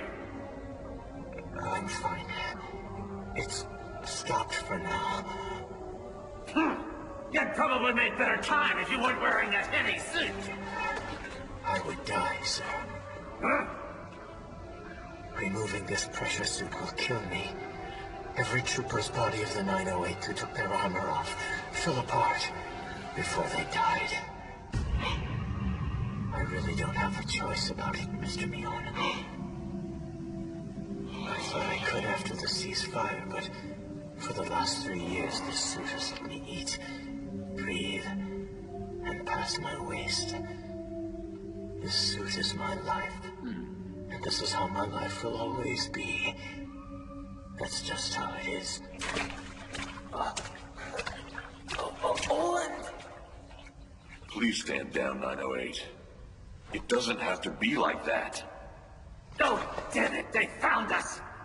I know someone who can help you out, 908. Her name is Kalplin, and she helps me all the time. She has to be able to help. She just has to. My body lost its heat when I put this armor on. All its warmth. It happened to my heart, too. No more heat. No more warmth. The only thing I didn't lose was the cold. I was warm when my comrades were with me. But they're gone, 901. I miss them, 901. So badly. I want to see them again, 901. When I see the flames, I see my friends. And that's why I burn people, 901. Can you understand? My friends and I were the masters of those flames. When I burn people, the heat returns to my heart. For a little while. Burn with me, 901. Olin, get down!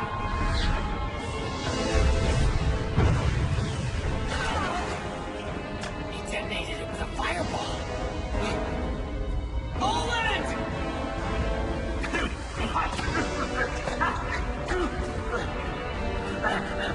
What's that light? A ghostly light that draws you to your doom, Mr. Mion. The Will-o'-the-Wisp. And they are heralded by the blue light of the Will-o'-the-Wisp. Dispensed Jaeger.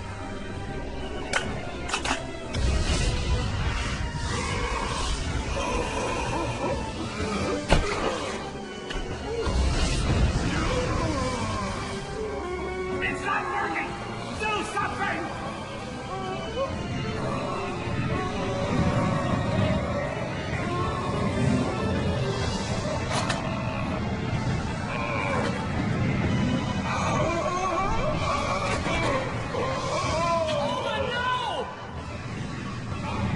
Flames, stop your lungs.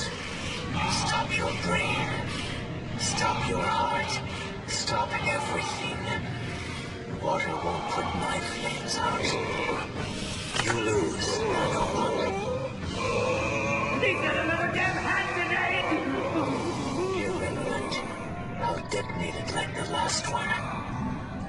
He doesn't have the strength to throw it.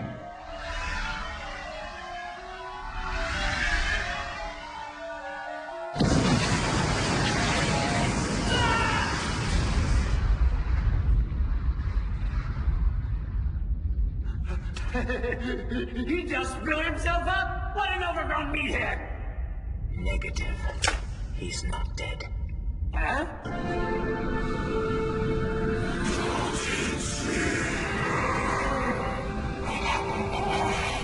Oh, I can't believe it. How could any man possibly survive? Did he just blow away his napalm clothes to save his life?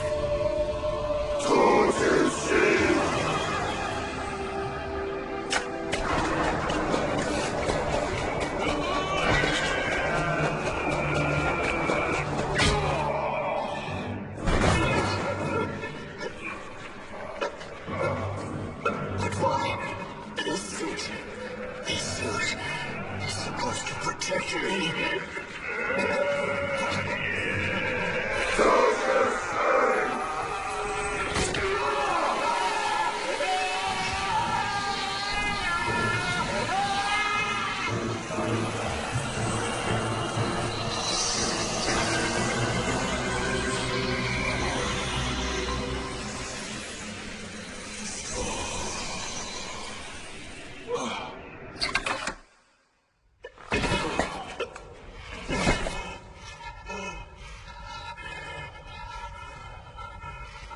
Why didn't you finish me off, 901?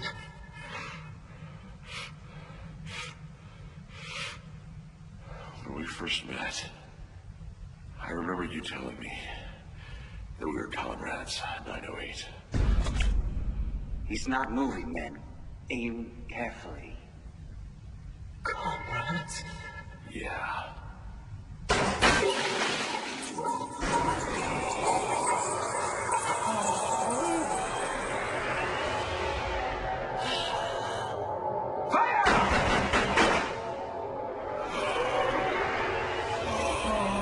You and I, we are comrades, aren't we, 901?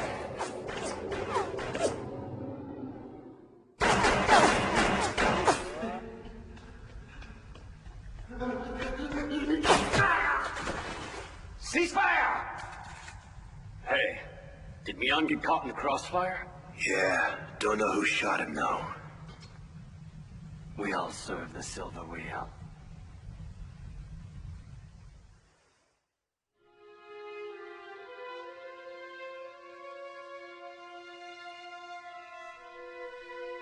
Marcus, are you? Yeah, I'm fine. It's good to see you made it.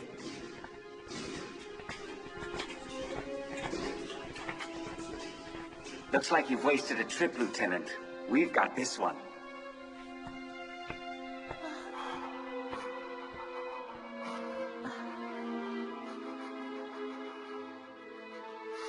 Randall!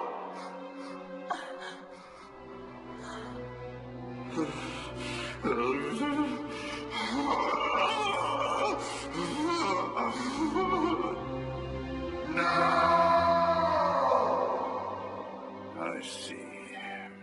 Tell everyone to take some time off, Lily.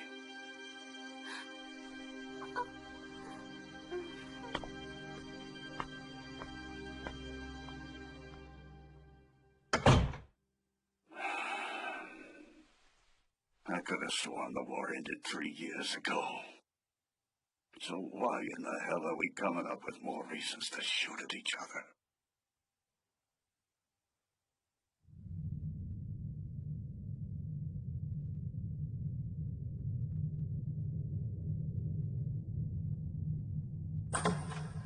Oh, Chief, I'm so glad I finally caught up with you. I just had a chance to look over this 6-year-old research project of yours. This protective fluid is incredible. An anesthetic, and it also acts as a substitute for cutaneous respiration. Just think of all those unfortunate people with skin injuries and burns. Your research could help them. Throw it away, it's useless. Huh? Are you sure of that? It was a promising failure, that's all. Oh, what's that? Welcome back, my little darling from the 908, to Calvin's genetic table.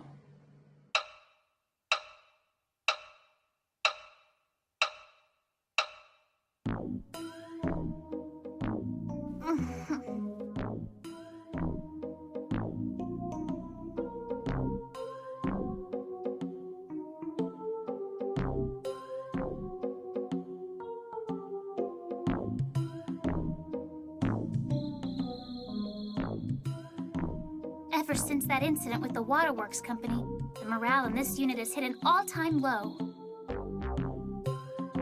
And his morale is the worst. The corporal's been absolutely beside himself. Enough is enough! I guess it's up to me to raise their morale.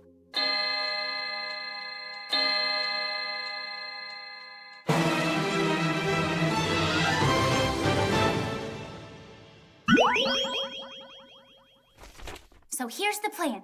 We get everybody in the unit to learn a motivational dance. This might be the one thing to break the morale crisis. Plan A. I'm calling this one the Lunatic Two-Step. I worked all morning to get the timing right, so it should get morale going again in no time. However, Merc, the risk of my being mortally embarrassed by this exercise is too dangerous to mention. And that's why I've sequestered both of us here in this highly secret test site. You got me?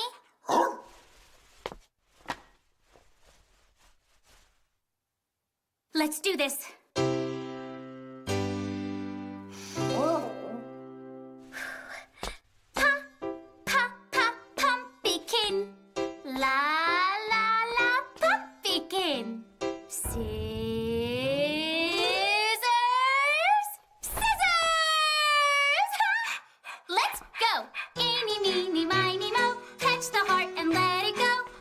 If it's love or if it's war, it's all worth fighting for. Catch that heart, catch it and release.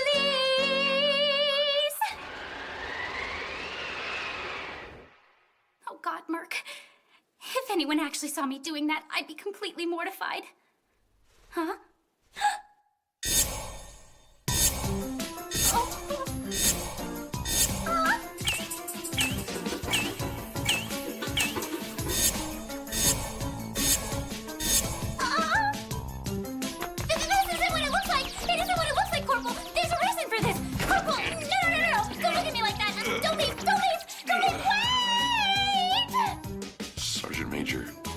It's okay.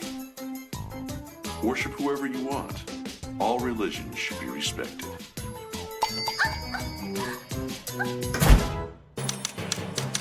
10 hours. Plan A? Torpedoed. Plan B it is. Operation Ask Men About Men. Engage! So what advice do you have, sir? What? Just give him some space. He ought to be fine. You're too loud. What the heck is this about, anyway? As a senior NCO, I have a responsibility to help Corporal Oland improve his morale. Right. And you'd be perfect to help with Plan B. Plan B? Plan A didn't turn out quite the way I wanted it to. So, what are you asking me for help for, anyway? I'm trying to relax. Exactly. No one understands personal comfort like you do. Slacking off and avoiding work are your finest qualities. That's right. She sure got you there, Sir Slack-a-lot. Right! And what we need right now is some good old-fashioned slack-a-lashing. Hey, big guy. Follow me, will ya? Huh? Yes, sir. Where to? This little place I know. Okay.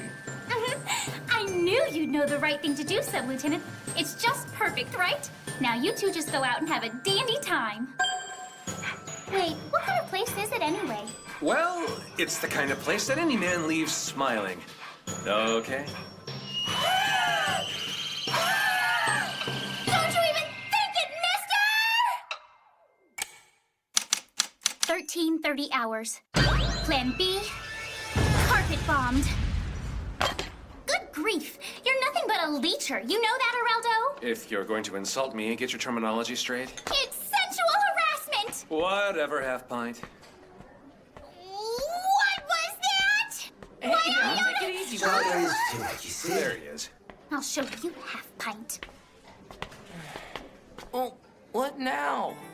Of course, Mr. Martis. What was I thinking?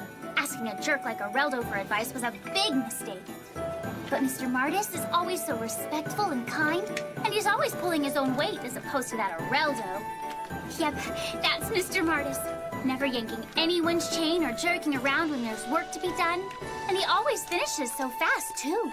You're not a jerker! No, sir, Mr. Martis. I bet you've never jerked anyone in your life.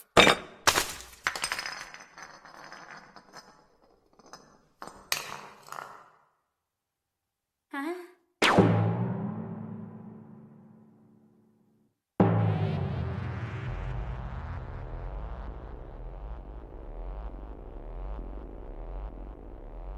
Low morale. Listen, if this is your idea of fixing morale, then just give it a rest, all right? Hey, Excuse me, please. are you all right, Corporal? Hold it there, big guy. I don't know what you did down there, but that whole Mion thing was rough on all of us. You know what I mean? We carried out our mission and shut down the Himmel distribution network, and you were a big part of it. So what are you looking so defeated for? You're not a jerker. Shut up and eat your weenie. There was someone I couldn't save.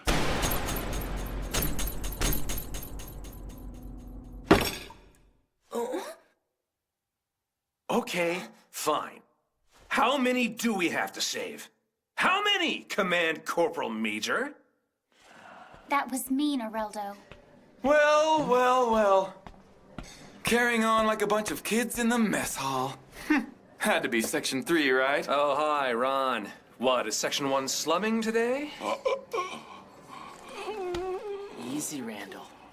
They're Section 1, but not Claymore 1. Ah, if that's your idea of an insult, it's not working. It's true, I'm not in Claymore 1. Behold the curved swords of intelligence! The mighty double showtail platoon! We get past the enemy's defenses using superior intellect and cunning. Our strike is like that of the curved showtail.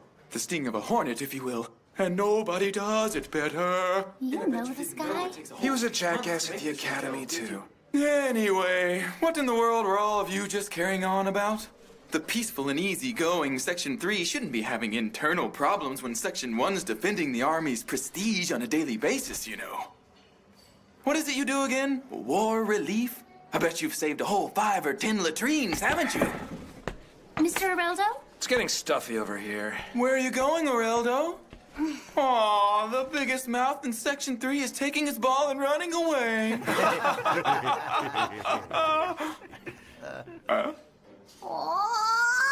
No! Special attack! Full pumpkin scissors! What the? You! Shame on you for attacking the weak! Okay, first of all, I'm not weak. And please tell me you didn't just give that attack a name. Oh, boy. What's it look for? Sorry about that, sir. I guess I didn't realize just how depressed you were, too. Huh? Is that right, sir? Enough about him already. Hey. Section 3 doesn't take insults lightly, Sub-Lieutenant Big Mouth. I'd be drafting my apology in triplicate if I were you, or risk feeling the pumpkin scissors again. Okay, then. I think it's time we taught you a little lesson, you little brat. Pumpkin scissors! Did you see that? No, and apparently you didn't either.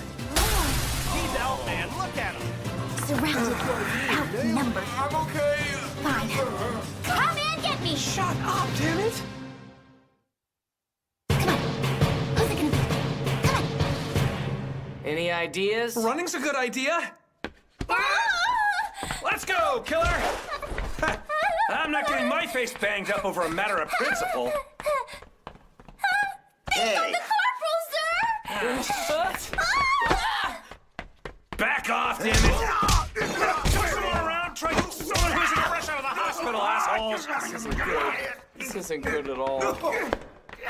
Place your bets before the window closes, people. A bet on Section 3 is 16 to 1. Lieutenant Webner! Hey, Four Eyes. Got some good shines for me? A betting pool, Lieutenant? Isn't that against regulations or something? Ladies gotta make a mark somewhere, kid. Besides, I just had a chat with Connery. Major Disaster had armored cars on his mind. Don't worry. I didn't tell him the big man had anything to do with stopping it. Seemed to me at the time that he was more interested in the guys inside. The operatives. Why is he worried about them now, huh? Don't know. And one other thing. You've got a fight to finish. Yes, ma'am! Hold it, little britches. You're usually here by now. Freeze! Get your hands where I can see them. MPs. You're all under arrest. Stay where you are. Ha ha! Too bad the fight's a draw. House keeps the kitty till next time. Guess I really shouldn't have bet my paycheck on Martis, huh? That's pretty fair compensation if you ask me. You know my chat with Connery wasn't all that friendly, right? That woman from the motor pool, Webner. I thought she'd be easier to crack. Our resident motor officer used to be in classified weapons research. If she can stand up to the enemy's torture, she can stand ours. So, with all that out in the open, was anything she said useful? Meaning, did we learn anything else about the waterworks incident, sir? Yeah. This is just my opinion. But the guns we recovered from Meon's men were fully automatic. Ammunition didn't match either the West's or the Republic's chamber specs. We only managed to confiscate 300 rounds during the engagement, but there wasn't a misfire or a wildcat round in the whole lot. And that can only mean one thing. Someone is mass-producing these weapons. And meanwhile, our boys are stuck shooting back with bolt-action rifles. We might do a few custom copies of our own, sir. But there's no gun builder in the Empire who has the technology to mass produce them. Right. Mass producing those guns would be impossible for us. That and that incident with the tank Section 3 ran into. Hate to say it, but Hunks and his people just might be onto something there. I don't suppose you'd let Claymore 1 have those guns, would you? We'd stand a far better chance in close combat against the Republic. Their small arms are incredible. I wouldn't share that with the General Staff if I were you. So give them to us.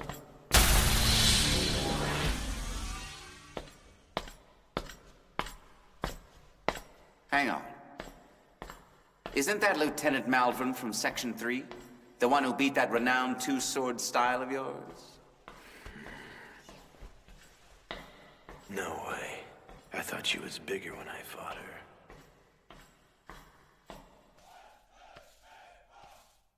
There. That should do it. Thanks, Sergeant Major.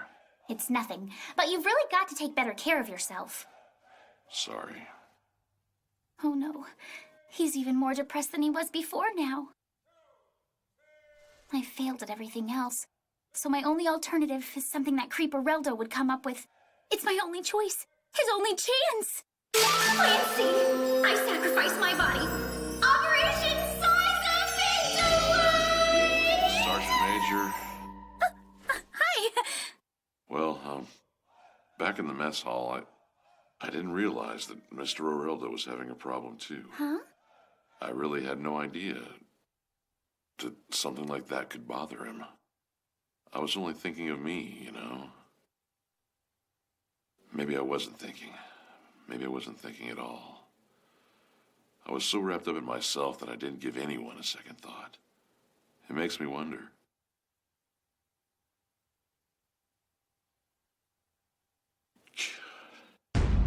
Is that why I couldn't save 908? I failed. All I'm doing now is letting it eat away at me. And now you're all worried about me. I'm so damn selfish. Everyone had a part in it. So why am I only thinking of myself?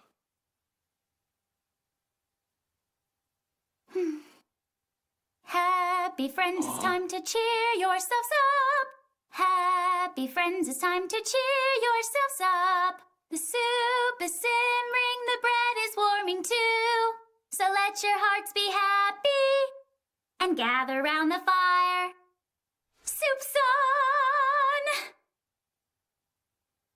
Isn't that a Republic song, Sergeant Major? Surprised you with that, huh? But that's the enemy's music, Sergeant Major. If someone hears you singing it... Did you know I was a musician before I came to Section 3 in Intelligence? I loved music ever since I was a little girl. And while it's true I'd sing Imperial songs to my heart's content, songs from the Republic are pretty warm in their own way, you know? I mean, okay, they're enemy's songs, but why couldn't I study them, right? So anyway, I joined the Intelligence Division so I could study any kind of song I wanted to. I worked hard to get in, and the rest is history now. Every one of us had a personal reason for coming to Section 3.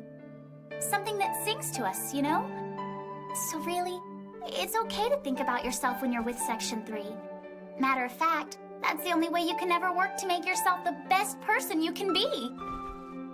And that's not just advice from a friend, Corporal. That's an order.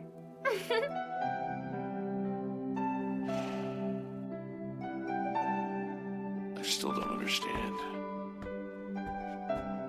Not yet, anyway. But right now, I owe the sub-lieutenant an apology. I can make that part of my world right, at least. Oh, that song.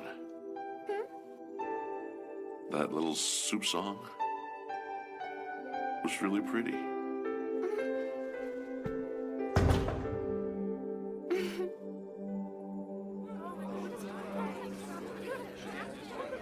You got anything there? Don't take up too much room in here. Got more over here.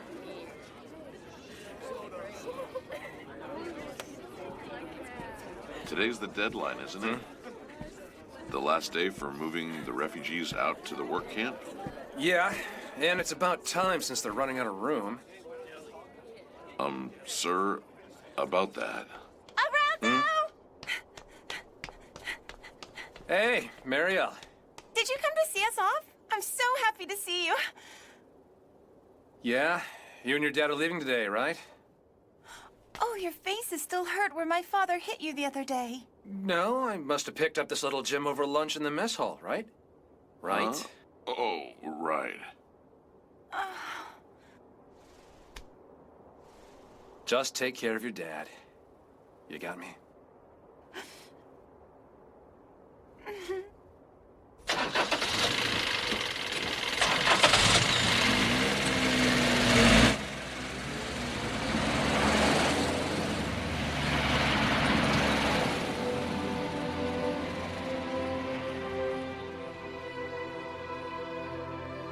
And off she goes. And that just reminded me. I'm sorry for that crap that happened in the mess hall. The whole thing just had me pissed off. The stragglers you found in the outer boundaries are just the ones who are afraid of the dark. Who cares how many people we helped anyway, huh? It's all just numbers to Connery. We're not a bunch of kids collecting marbles, and it's not a failure when we reach out and only one guy reaches back to take our hand. I mean, you don't tell that one guy that Major Disaster said he doesn't count, right? Yeah, right. Don't know why I'm letting Connery in my head anyway. That jackass just makes my brain hurt. But sir, I still want to save everyone I can. I see. If that's the way you feel about it, just be ready for some more fighting, okay, big guy? Yes, sir.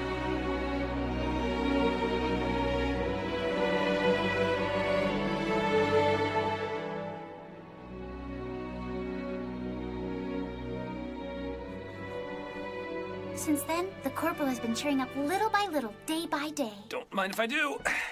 You shouldn't do that! You I suppose I wasn't much help when it was all said and done. But as long as everyone's happy, that's good enough for me. Actually, now that I think about it, Alice is the one who's got me worried now. What's bothering her, I wonder? That's pretty weak, Oreldo. What's the use in having a subordinate if you don't use him once in a while? I'm fine with it, Mr. Martis. Huh? What's the matter, Half-Pint? Huh? What's bugging you?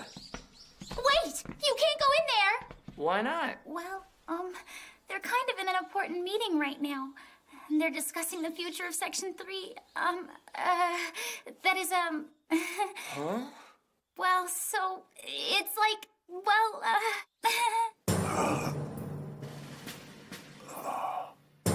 And so, I'm getting married.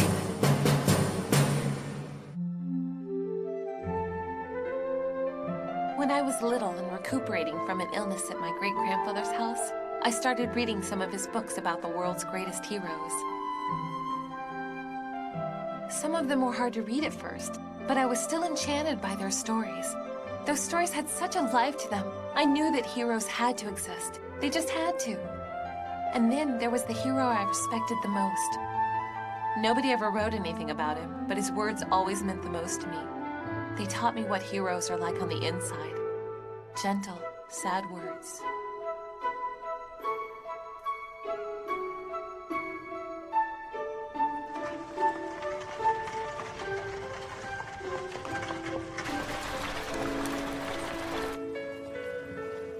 You still have the army on your mind, don't you? Not really, Ellie.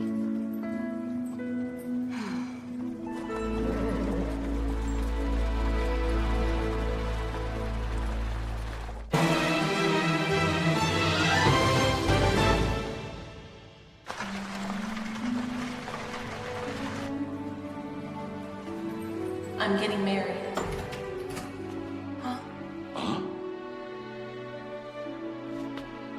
you're not really getting married, are you, ma'am? I'll only be gone for a few days. Areldo, you'll have field command of the platoon while I'm away. Me? Okay.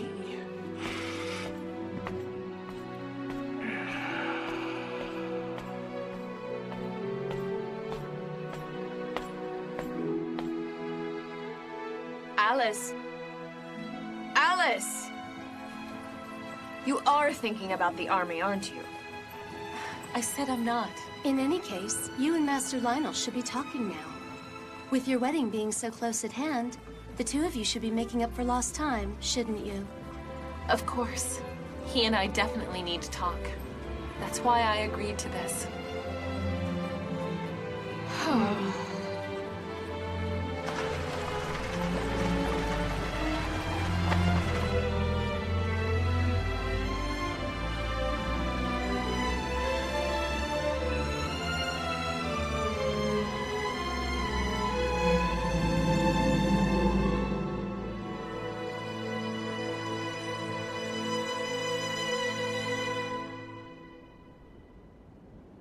Big guy.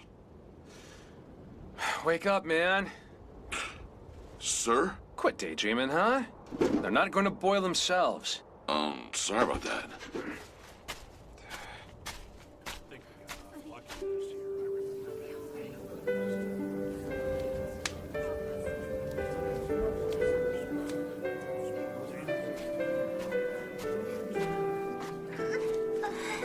Sergeant Major, these are for you. Areldo got these? They're great! Poor guy. I guess that thing with the lieutenant was a shock. Give me a break. It's not like she's tying the knot today or tomorrow, right? I was just thinking, what if Oland likes her or something? I don't know. I'm not sure that's what's happening.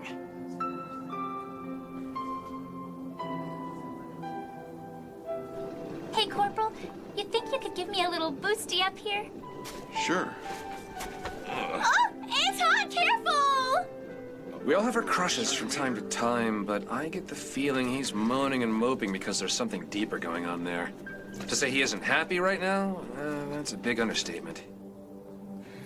Don't cut in line! What was that, asshole? I said don't cut in line! What crap? You've been in line 2 or 3 times yourself! All right, guys, that's enough. It's starting to get a little petty, don't you think? You're supposed to be grown men. Shut the hell up, soldier boy! You guys are eating like kings every day compared to us! You're not any different than those stinking nobles. You wanna know something? I heard they're having a ball in that mansion up there tonight. Wearing nice clothes, eating good food, and drinking good liquor. And meanwhile, we're down here standing in a chow line!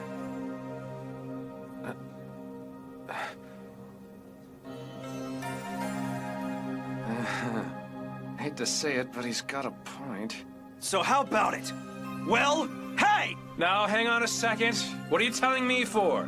Or maybe you'd like to complain to them in person? Of course not. Oh, right. Yeah. Sorry for the trouble, sir. Okay, that was strange. Hey, you all right? Yeah, why? Sorry about that. This isn't the park we normally set up the kitchen at, but our supervisors told us we were going to set up in a different place this time. So we had to set up the kitchen down the hill from the mansion. Lousy place and timing, if you ask me. No, ma'am. The army has to take the blame for this one. You are a sweet angel of mercy, and all we can do is give you potatoes. Not at all. You peel the potatoes and make the soup. And not to mention, you're really good at it. I had a lot of practice with those potatoes when I was in the stockade. So, are you in there yet, Lieutenant?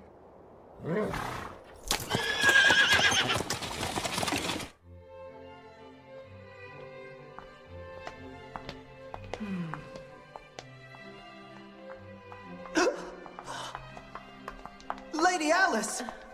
Lord Schultz, I've been waiting for you breathlessly. would you happen to know if Lord Lionel has made an appearance yet? Well, I can't really say that I have, Lady Alice. Oh, I see. Please accept this book. Lady Alice, That's Alice, I'm afraid. Still very antisocial. Looks like you'll have a decision of your own to make too, Lord Schultz. What decision?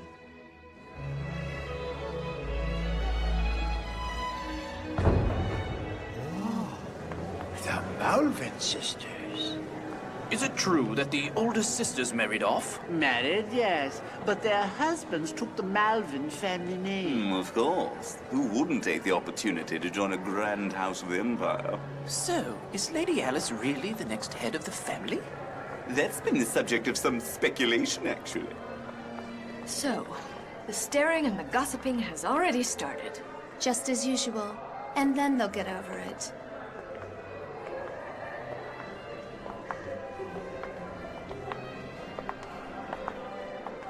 It looks like they've put out some lovely buffets this evening. Not interested, thank you. Where, oh, where did you leave your heart, Lady Alice? Huh? It's not like I haven't noticed. You've always come to events like this looking like you're bored beyond belief. You can't tell me that you haven't now. I can honestly say that I've never seen you happy or smiling, Lady Alice. That's completely absurd. I can truly say that this subject has been in my thoughts for quite a long time now. Where has that smile of yours gone? Are you saving it for Lionel? I'd seriously doubt it. But then the answer came to me. Your heart will always be with the Army and State Section 3. Now that's not... Honestly speaking, I can say without fear of equivocation that I am jealous. We are here in the middle of all this splendor, and you'd rather be with your soldiers and your war relief mission. Well, well, what a rare pleasure it is to see the famous Malvin sisters, yes? Stand there and look busy, will you? An appearance, and dressed like the ladies you are for a change. So who's the old windbag? Marquis Paulo. Huh? He's the Empire's chief financial administrator. Young Mr. Schultz, it's been a while. A pleasure, my lord. Oh, no, sorry. Well, those gloves look terribly pricey. Oh, dear me. The pizza is exquisite tonight.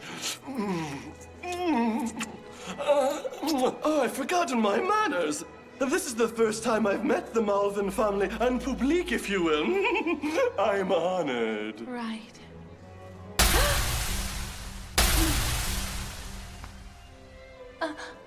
Could have sworn you were going to fall. I've got you, Princess.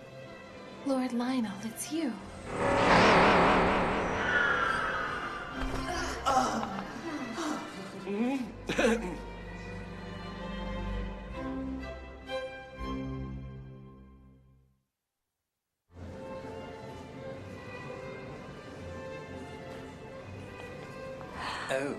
Oh, look, it's Lionel Taylor. I heard he's completed 3 reclamation projects this year. He works hard and he's gorgeous, too. When he talks, financial and political advisors listen. So infuriating. What does he see in that tomboy anyway? You haven't heard the latest then, have you? That's right. And we still have a chance. Princess, Huh? would you care to join me over here for some champagne? Huh? Be strong, dear. And tell him how you really feel. Lady Alice?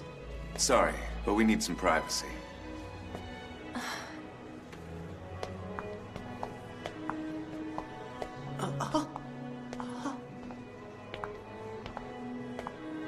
Lord Lionel, What's troubling you, my princess? I'm assuming you've already heard the rumor. In any case, Lionel, you might want to stop calling me princess in public. In a few short years, I will be stepping aside to welcome a new heir to the leadership of House Malvin. I will not become the Contessa. So the rumors were true then? You have a younger brother? He hasn't made his debut yet.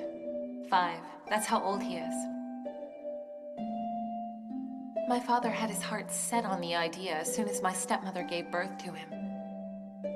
So you see, if my brother ever becomes Count Malvin, no husband taken by me or either one of my sisters will ever gain the title. If we act now, we can avoid any damage done to the Taylor family name. And I believe that'd be best for both of us. You want to break off the engagement? That's presumptuous of you. Do the grand houses really behave this way? Yes, members of the grand houses often do. Well, that's shocking. It's not exactly the way you're talking, or the fact that anyone else in your position would be expressing hate for their brother. It's not even the fact that you're trying to take all the shame for this on yourself. But what's really shocking to me is that calm expression on your face. Are you really that eager to cast me aside? No, of course not. You're certainly very charming and intelligent, Lionel. All right, then. Let's not discuss it any further, shall we? However, I do have one question that you just have to answer for me. Since your brother's becoming the next Earl Malvin, why in the world would you remain so emphatically passionate about being the next head of your house, Alice? There's no real reason. It's just that I am the next head of my house. I mean, in a few years, you're not going to be the heir apparent anymore. This may sound impertinent, but you're not making sense to me. Huh? So what if I'm pursuing something I'm going to lose someday? With that attitude, I might as well just give up on life. Time, sickness, or the sword will take it from you. But that doesn't mean you give up living. So are you in a rush to die, Lionel? 'Cause I'm certainly not. Oh, Alice. You really are a treasure, you know that? Huh? And I think you just made my point for me. Giving up on you would be exactly the same as giving up on my life, my princess. No thanks. I really shouldn't have any alcohol. Let me set you free, once and for all. Oh, come on. She seems to be enjoying herself. I doubt it. Not even a hint of a smile. Huh? What was that? What's the problem? What seems to be the problem, Marquis Paolo? That is the problem, dear boy! These canapes were marvelous, but this imbecile told me they were made from acorns! Explain yourself! I'm sorry we ran out of ingredients, my lord. Other than that, the rest of the recipe was perfect. Do you think the Imperial Court are a bunch of chipmunks? Ew, did you just eat one of those and like it? We both did, remember? Idiot! You'll not cater for the Imperial Court again! What? No!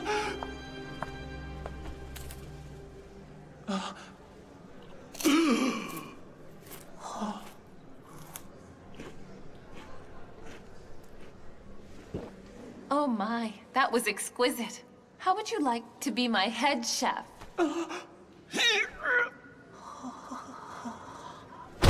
You blithering idiot! You really shouldn't eat things off the floor. That's hardly the point. This chef's mastery of the culinary arts, in spite of the fact that he didn't have the necessary The taste of the canapes doesn't excuse the filth on the floor. Come on, it's not that big a deal. Lady Alice?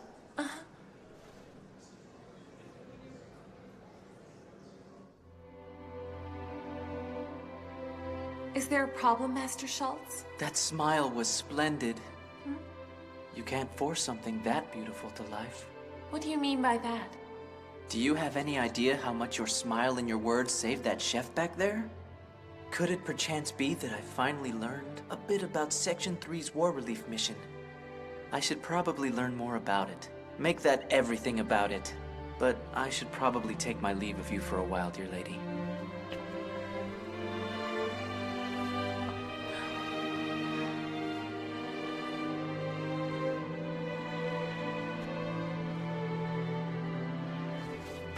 My many thanks, Alice Malvin. Master Schultz.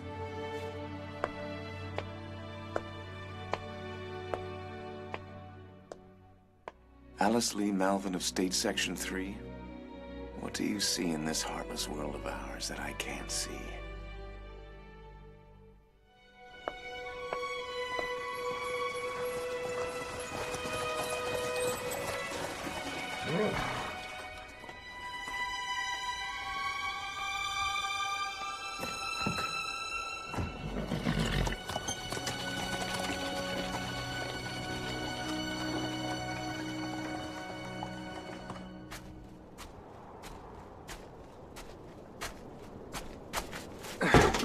Ah, there. That's my good deed for the day. I am bushed. Hey, big guy. Pull half pint out of her pot. We're all done. Yes, sir.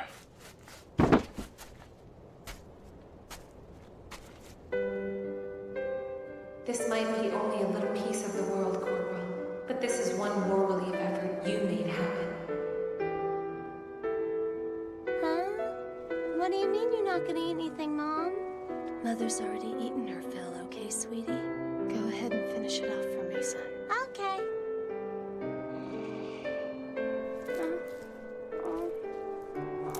It's cold and my hands hurt.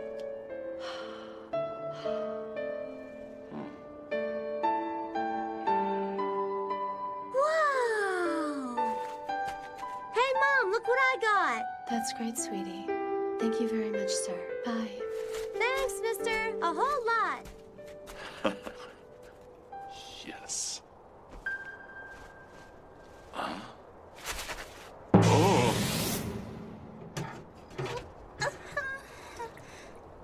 Oh, that's not even enough to feed Merc with. Sergeant Major? Huh? Any ideas, ma'am? Corporal Oland, what am I going to do with you? Your heart's in the right place.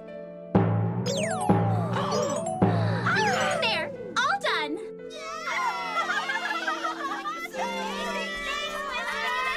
Sorry about that. You might end up losing the shirt off your back next time if you're not careful. Right. That kind of thing only causes more trouble than it fixes. I'm not one to talk, I guess, since I used to do it myself. I'd feel sorry for all those poor kids, and I'd end up giving them all of our food before we'd fed everyone. So we have to be a little bit cruel to be kind, if you know what I'm... Huh? What am I doing anyway? Am I really just looking for trouble? A chance to have something bad happen? Am I looking for praise? Or for someone to say he can handle it even if the lieutenant leaves Section 3 someday?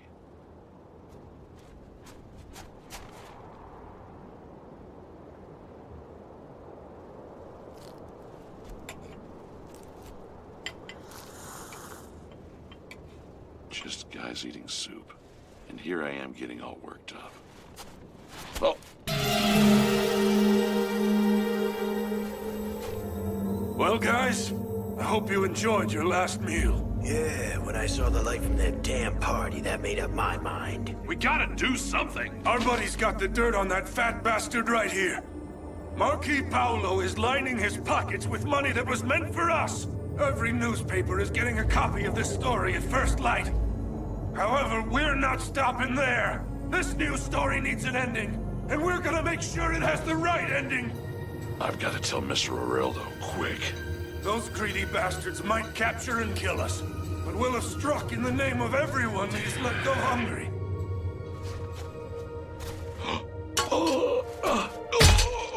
Just one more strike against Paolo and those nobles. That's all we need, men.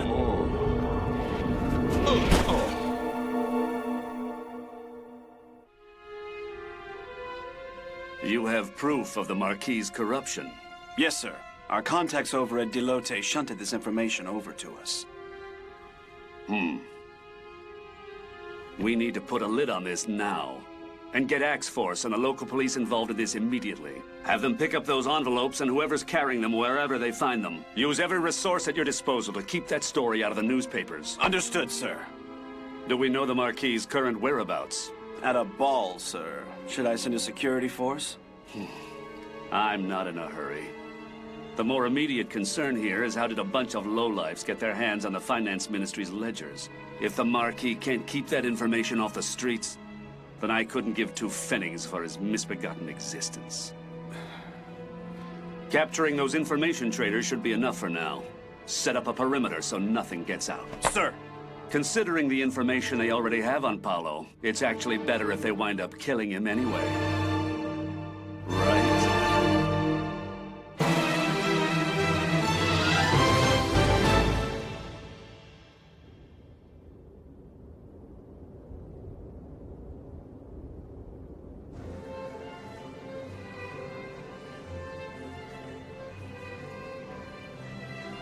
We are at a ball, after all.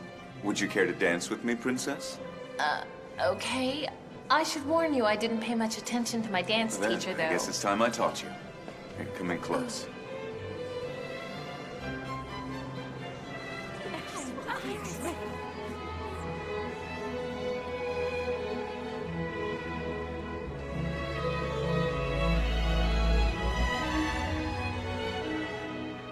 Didn't listen. You're a quick study. Oh.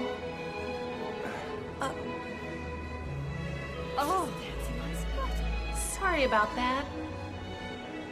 You know, there's an old saying about the biggest trees falling when the lightest birds land on them. And of all the shoes in the Empire, I'm happy your flights of fancy brought you all the way to mine, my little bird of a princess. So is he a masochist? Be quiet, will you?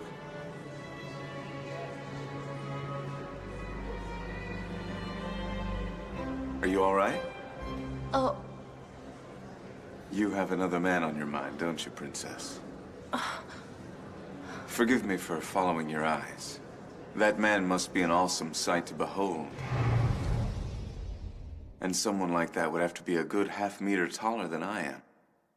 Looks like you're dreaming about Gilgamesh instead of getting married to me. Huh?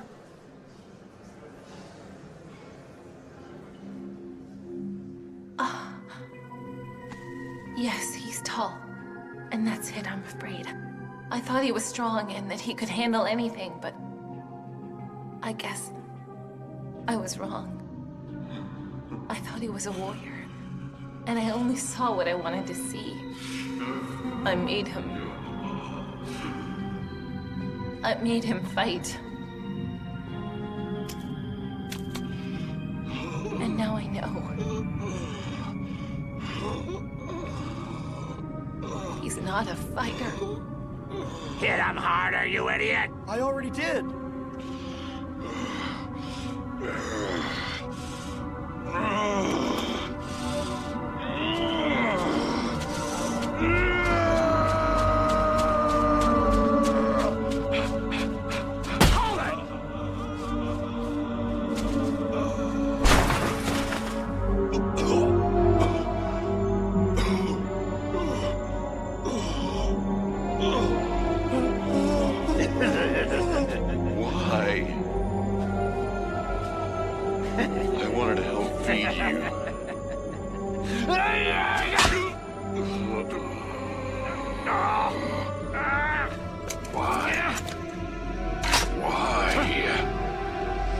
Why can't I stop myself? Something got your attention? It's nothing, really. Then let's take a break, all right?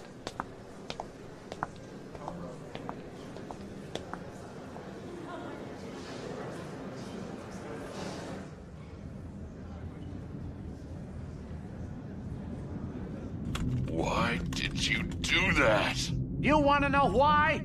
The army and nobility never change. You're the only ones who can eat worth a damn every day, and you sure don't give a damn about us. Even our kids got it figured out. Any kid will take a handout, but I won't!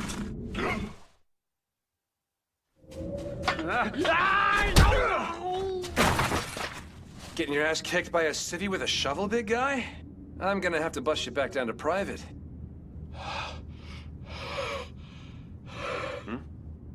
You bastard! Don't try it, Chuckles. Even though I wasn't the best martial arts student, I could probably take care of you. You know what my problem was? I didn't like all the rules. But fighting dirty, that's my black belt. You shit! Look what you did! You know, I'm betting you didn't know that knives, bullets, and bayonets were not the #1 killers of infantrymen during the war, did you? There's actually this humble little trench digger right here. You want to see how? Well, now that that's over, why don't you tell me who your new dance partners are, big guy? Hey, get up, man!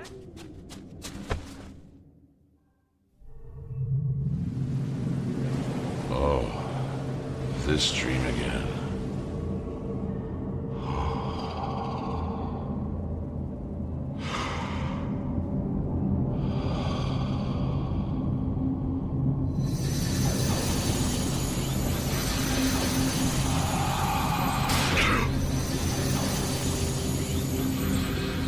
Again.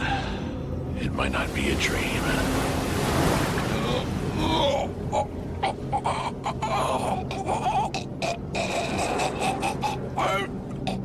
Because I've killed so many people myself. It's all right, though. She'll show up soon, and I'll be safe. Lieutenant, Miss Malvin? Alice! Alice!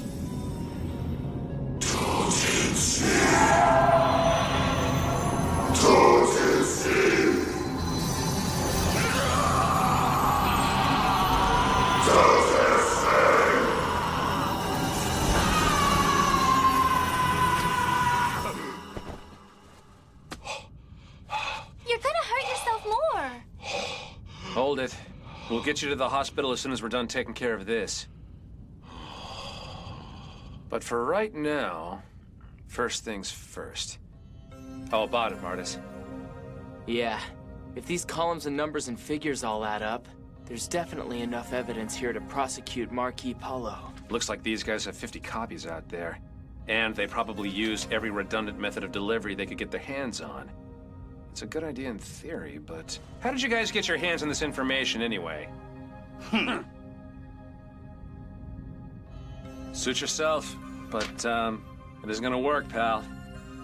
All you're really gonna do is make our friends in Section 1 pounce on every newspaper between here and the Nigel province. They'll bottle everything up nice and neat, all in the name of national security, and you'll go to jail for nothing. Does that sound good to you? Go on. You got something to say? Sir? Huh? Sub-Lieutenant, how long have I been unconscious exactly? No, I shouldn't. I know you're an enlisted woman, but one glass shouldn't impair your judgment too much. Even if your subordinates are on a mission, they should be under capable leadership. I don't believe you've put anything to your lips since earlier this evening. Isn't that right?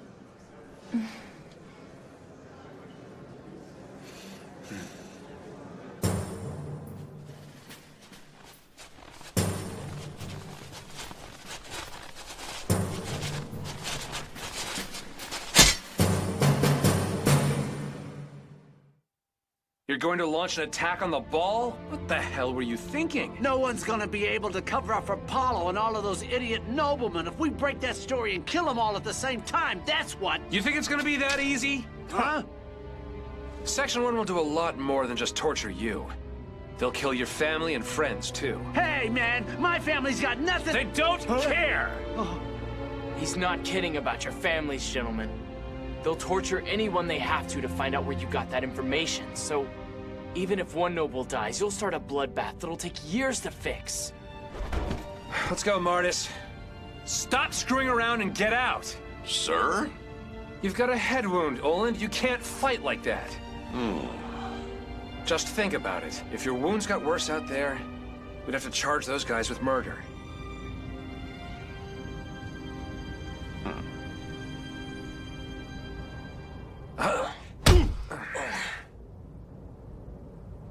Sorry, sir, but I think I've injured myself. Hey, Half-Pint. You brought your little friend, right? Huh? Sir! Sorry, sir. I seem to have injured myself. Take it like a man, will ya? Should I pull the car over? Hell no. Command Corporal Major here wants to argue with me about whether to come on the mission or not. I'm gonna make sure he remembers this scar. Jeez, what have you all been out of shape about? I'm not, but I don't want to miss the date that I made with that Chowline girl either, you know? I have to admit some jealousy. Huh? For your subordinates, other men interloping in our affairs. It's not that way. Princess, might I escort you to your chamber doors tonight?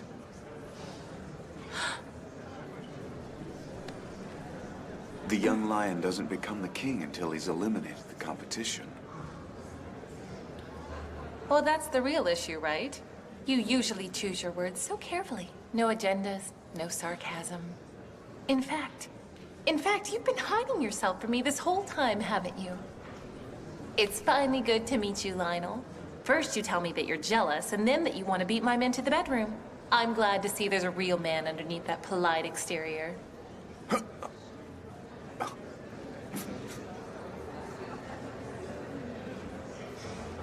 Well... Who's that? None other than Marquis Hoost, one of the Empire's most soft-spoken and charismatic nobles. I apologize. It appears I've been delayed. Our guest of honor must have had a terrible trip in all that snow, but we set out some warm cider to take the chill off. Well, that sounds delightful. Rumor has it that there are several members of the duchies recommending him for important political posts. That's careless. An Imperial Marquis without a personal bodyguard? And a Contessa should be by herself, right? Huh? Have you forgotten I'm in the army already, Lionel? Get away from the windows!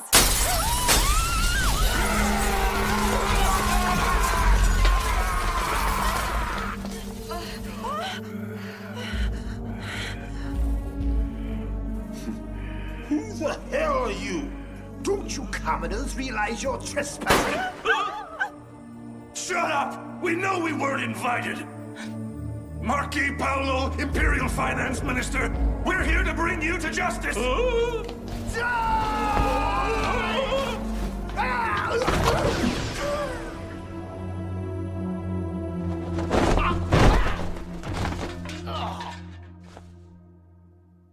Did you just say justice?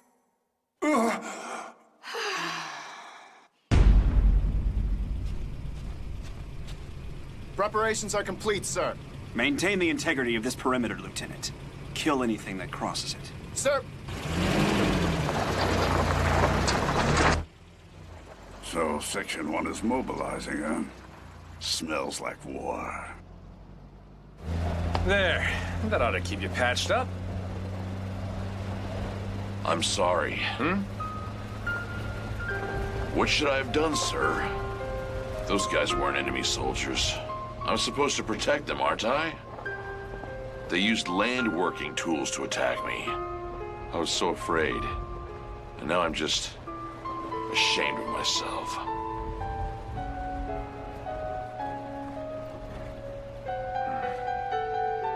Not the first time, I'm afraid. Huh? Four Eyes and me have gotten smacked around a couple of times ourselves, if you know what I mean. But for what it's worth, you're the first guy in the outfit to take a 20-pound sledgehammer in the back. It's even happened to the LT. Huh? It's right after the ceasefire, Sub-Lieutenant Malvin almost got her head taken off by an angry mob trying to do a war relief in their town. Can't blame them, really. The same army guarantees victory in exchange for taxing them to death and making them stand in chow lines? Well, you get the idea, big guy.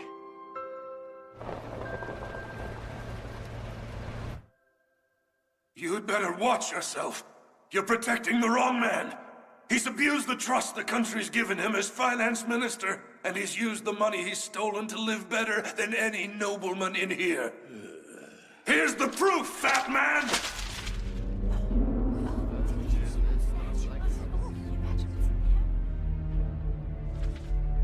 It's a lie! They're just envious of my nobility, damn it! You bet your fat ass we are! Do you know what poverty and malnutrition has done to our kids, you little toad? I can tell you it's not a pretty picture. You nobles treat food like it's garbage and dump it when your bellies are full. And it's not just Paolo, is it? Don't worry, you're all getting punished today, but this little toad's gonna be first! Paolo, I bet you've eaten more today than any of our kids have in their lifetimes. Think about it. Don't you know you're endangering your family by doing this? Don't have any left, ma'am. My son caught cold and died last winter. Bedridden, skinny, and sick. He was lighter than a sack of wheat. I'm sorry, but Ali? The mob is only after Paolo at the moment. What they do after that is anyone's guess. Soli and I will cover your escape. Lionel's handling the rest. I can't do that, Ali. You can, and you better! You're no good to our family or the Empire if you're dead and buried. Let go. Alice, I'm not giving up on this now. Huh? Are you kidding? What were you having for lunch? Sir, look out! Very good. Get out of the way!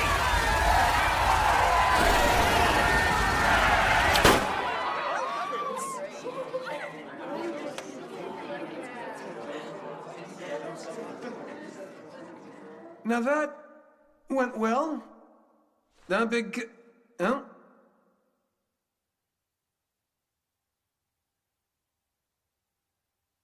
Corporal?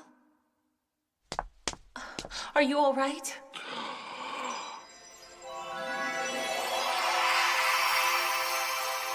Incredible.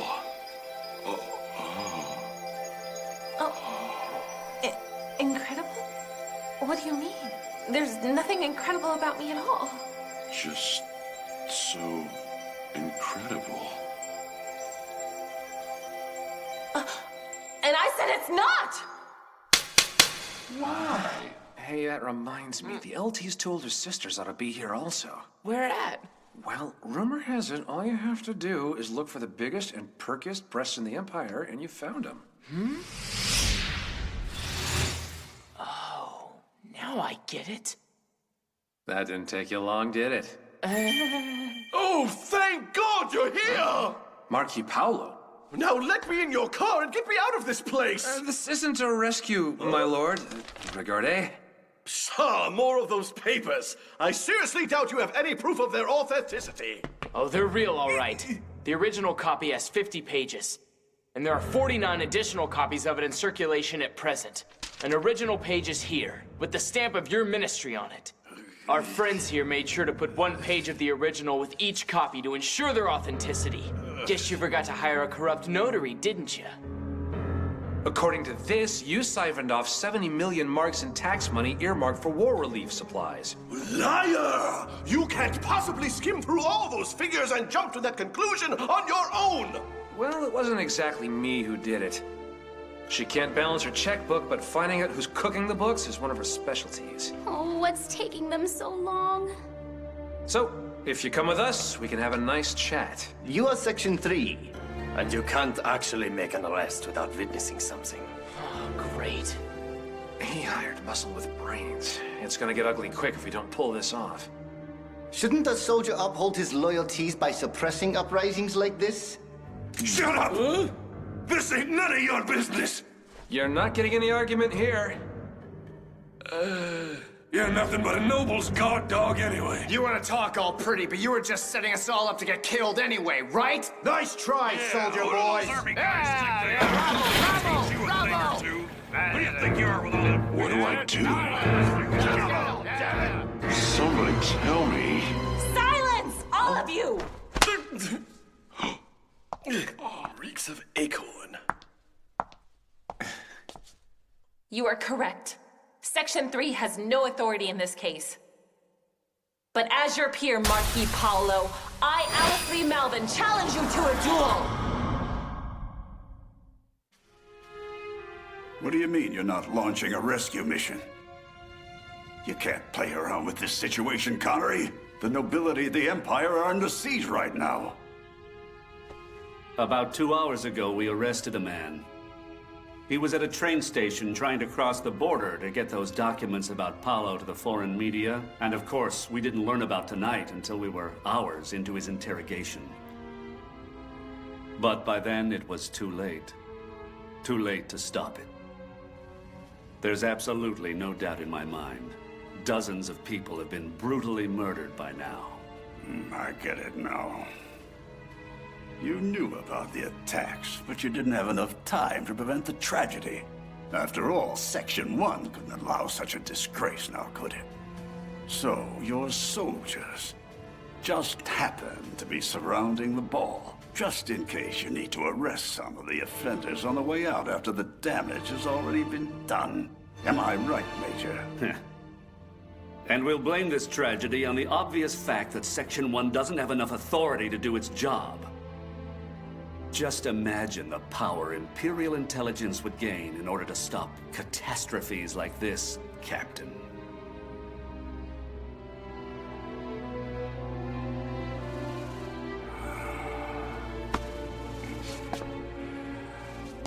That's just like you, Connery. Always counting your corpses before they die on you.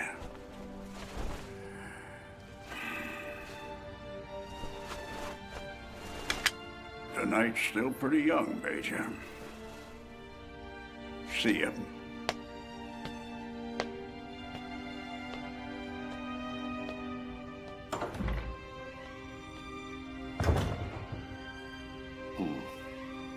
And you're counting angels. Ah, hunks.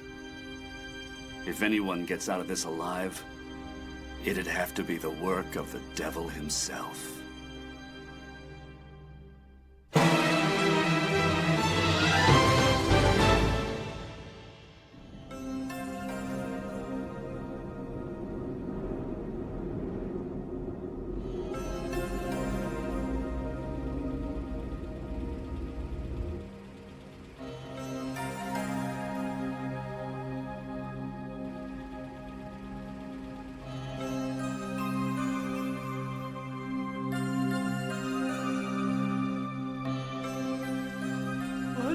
A duel? You know full well what the penalty is for refusing a challenge. Answer me! Lieutenant.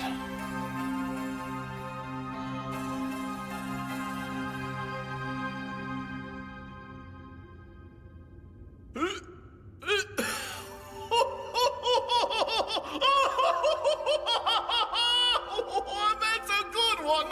A duel? You want a duel with me? So what are your conditions, Lady Malvin? Arm wrestling, maybe? Or perhaps a game of chess? So what on earth should I combat you with? Your sword. You're not serious, are you?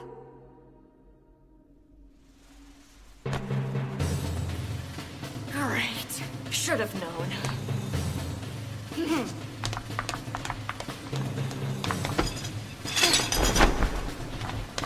Excuse me, Mr. Big. Time to make yourself useful.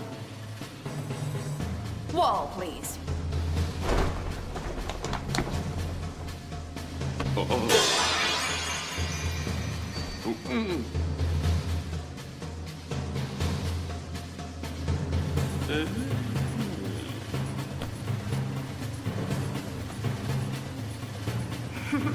She just had to bring it with her to the ball, didn't she? Well, it is our family's imperial seal, and she has to keep it close to her at all times.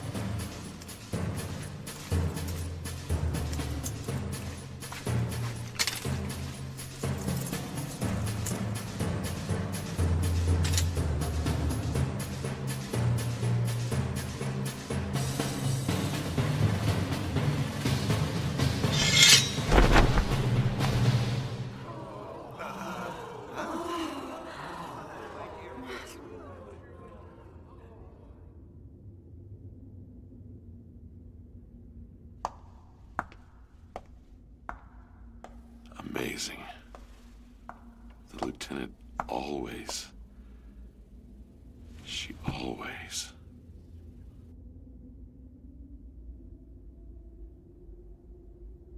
Ellie, Soli, I may not be able to protect you in the coming battle.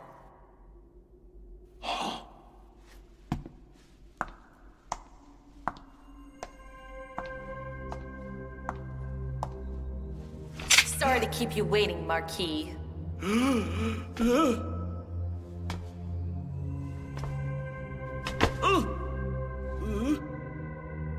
All right, it's a deal. But these two gentlemen here are my sword. Is that a problem?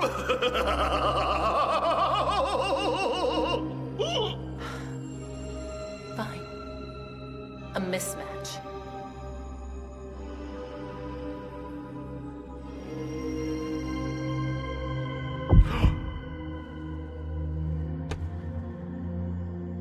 Lieutenant. Stop screwing around, Paulo. You want to hide behind your bodyguards, fine. But I still want all three of you, and that's final.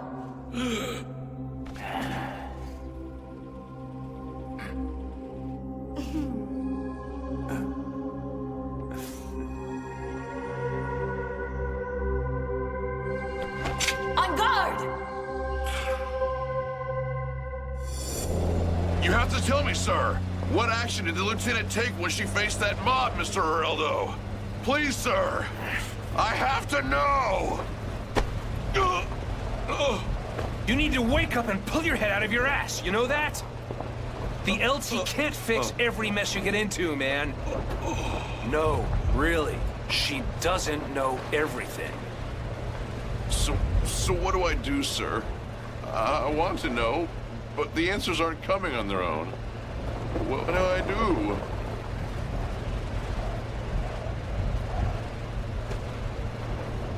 You know something, big guy? When those answers finally do come, that's when you'll be a real member of Section 3. Until then, you're dead weight.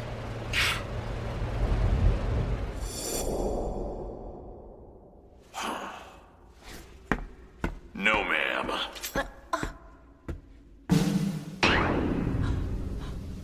Oland?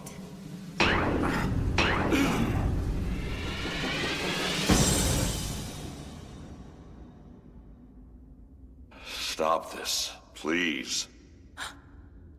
What the? Get out of my way, Corporal! I should have stopped you a long time ago! Huh? I can't allow you to fight anymore. Huh? Ma'am, what are you... Move it! Now!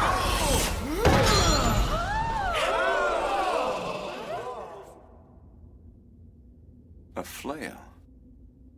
How wonderfully bohemian. I'm tired of all this talk. I want a piece of the big man.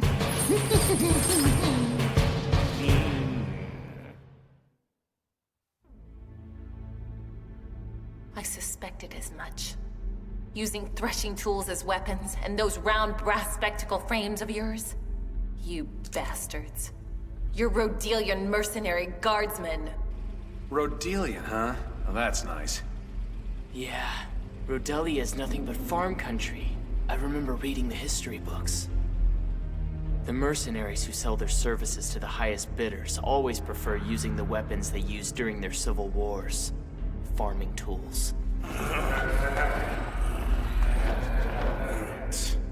For a bunch of guys who specialize in peasant uprisings, they're kind of missing the point here. Come on, big man. Fight me.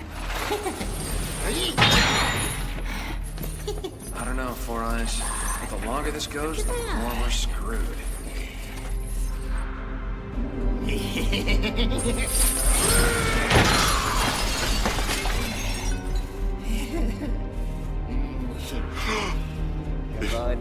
He actually hits me with that thing.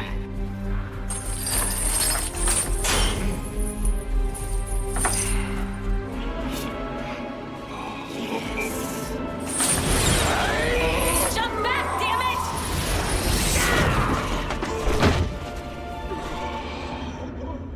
My compliments on the strength of your voice, Lady Malvin. I doubt he would have survived that attack without your command. He's obviously the beneficiary of having a fine commander.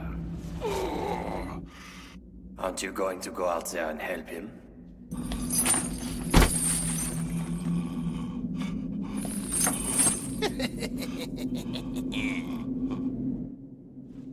No, I'm not.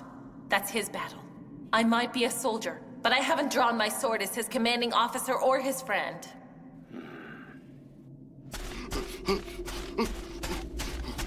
It is drawn as a noble defender of the Empire, and as the next head of a noble household, Alice Lee Malvin.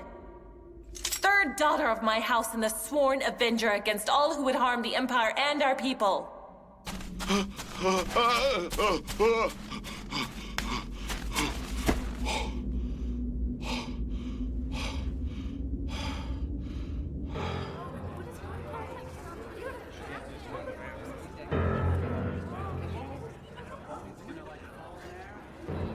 Very well, then. A former king of ours once granted House Malvins the title of Noble Flan. So it really doesn't surprise me a bit that you're feeling a little bit full of yourself. A machete? Did he poison the blade? Or something else? I hate to disappoint, but my great-grandfather was the only one who inherited that title. And as far as calling me lady goes, well, why don't you find out how much of a lady I am?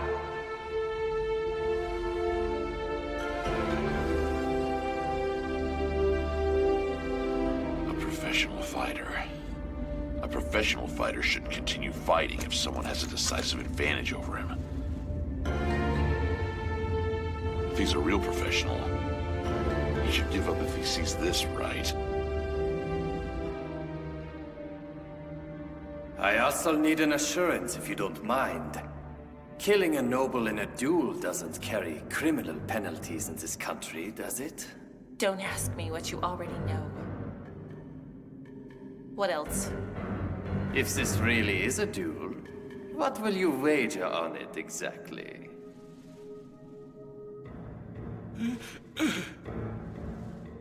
As a noble? And on behalf of all nobles, I wager our integrity. Oh. Integrity? What in the hell are you talking about? You think we're gonna watch you fight over your integrity? I don't think so!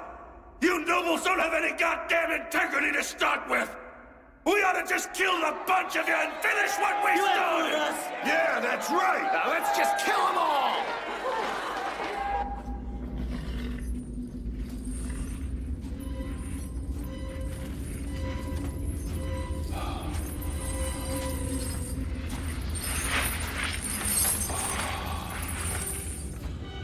Yo-ho!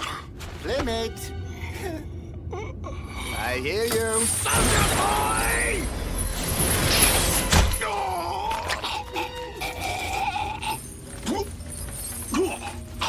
Oh dear me. Did I tear your belly open with that one?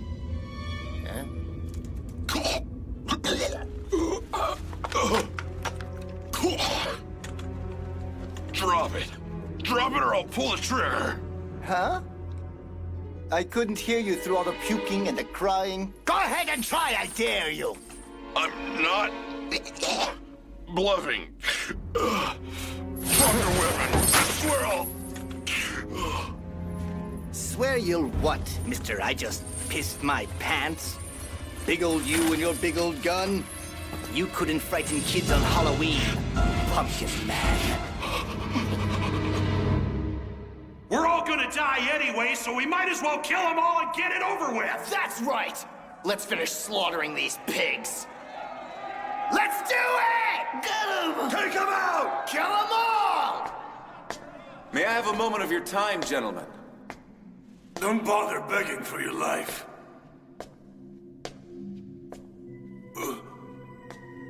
I know you.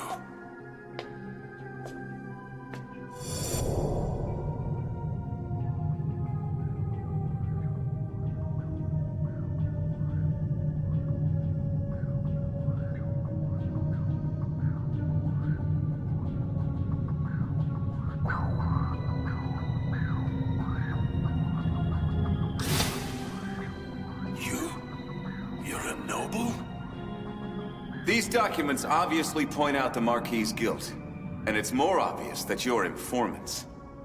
How about this? You let the duel continue, and if the princess wins, the Marquis will gladly march himself into the authorities and confess to his crimes.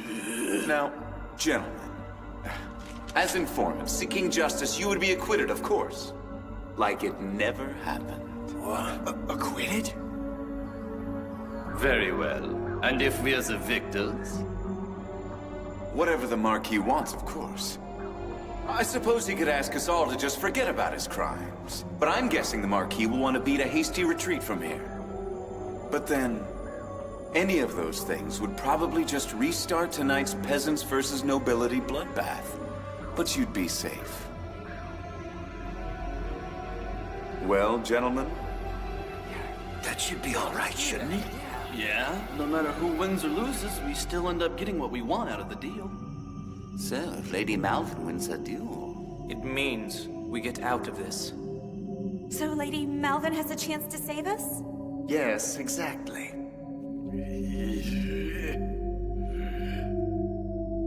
you kidding me? I can't trust this guy. Carl, are we gonna do this or what? Go ahead and kill yourselves for all I care. But you ain't getting nothing after that. Very well then, Princess. The floor is yours to do with what you will. Back off! I'm dueling with the pride of the nobles at stake. Honestly, tell me about it. Man, that guy's good. All Lionel Taylor has to do is talk and people listen. Even this mob. Yeah, I'll give him credit, I guess, considering that most of the families here aren't that highly placed. Most of these kids here aren't heirs to their houses themselves. So I'm pretty sure they're not worried about their integrity or their honor, now that I think about it. If I were standing in their shoes, I'd just want the LT to win and for Paolo to be found guilty and punished. So yeah, they still don't get what this is about. Those nobles there, they think this is all about Paolo and those embezzlement papers. They don't want justice against just one or two nobles. They want this country to change. I don't know who's kidding who here, but a token act like this isn't gonna make them put their weapons down. The nobles could be poor too, and it wouldn't be any different. Poverty isn't the problem here, Martis. The lower class only wants a little dignity, and that's what the nobles aren't giving them. But that isn't the kind of thing you can solve by having a duel. Go ahead and fight, you idiots. That'll be just one less slime ball we'll have to kill. You know something, big man? When you wave a gun at a civilian, they really don't get that scared when you think about it. And they really don't have a reason to either, do they? The pain of getting shot is hard to imagine, right? Quick pop and it's over? Think about it, Muscles. How many people do you know who have been shot and have stuck around to tell the tale of how painful it was? All those commoners in the ballroom lack style, don't you think? A gun or a knife? You can imagine the pain of getting cut with the knife, right? The fear? You see, in Rhodelia, we do it right. Our peasant uprisings are complete with nasty weapons that scare the living shit out of people. Getting cut, hit, smashed. Let me introduce you to my little friend. Looks painful? Check. Ooh, sounds painful. Check. And once you see him turn a couple of people into mincemeat, you pretty much just sit there. Check. Listen up. Don't shut the engine off yet. This whole thing could get real ugly real fast. Right. I would like to add one more item to our terms of victory. If I win, allows the Marquis and I to depart in that Schwimmwagen. I agree. Whatever you want. In that case, Lady Malvin.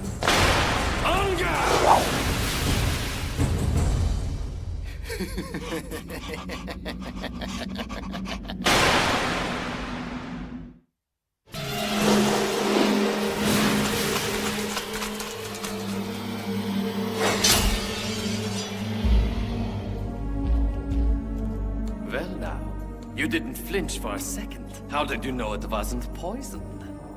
If you really wanted to poison me, I'm guessing you probably wouldn't want to run the risk of poisoning your client with all this mess.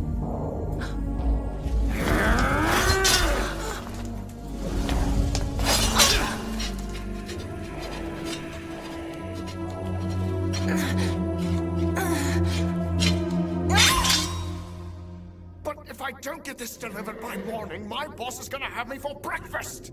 You keep on messing with us, and you're not gonna have another breakfast. So what in the hell are cops like us doing, helping the army run their damn checkpoints for anyway?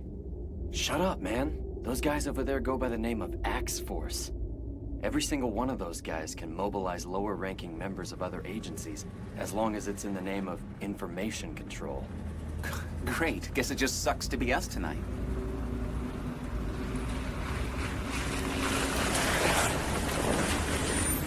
Sorry, gentlemen, but all points past this area are under blockade at the moment. You might want to try... Let him through. That one's all right.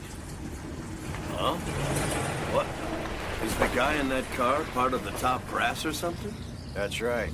Top brass.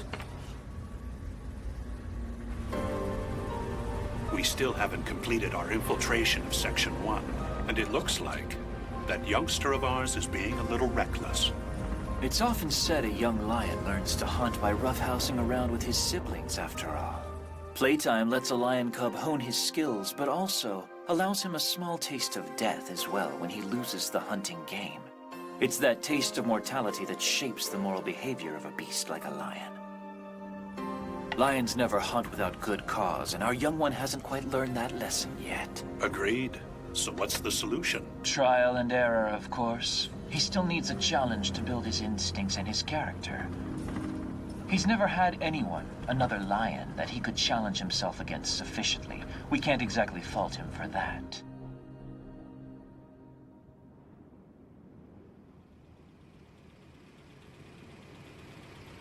So, is it just me, or do you think she's gonna have trouble? We might have to get involved if things get too rough. Damn it. This mess just keeps on getting bigger by the second. Both the big guy and the LT now? Who do we help and when?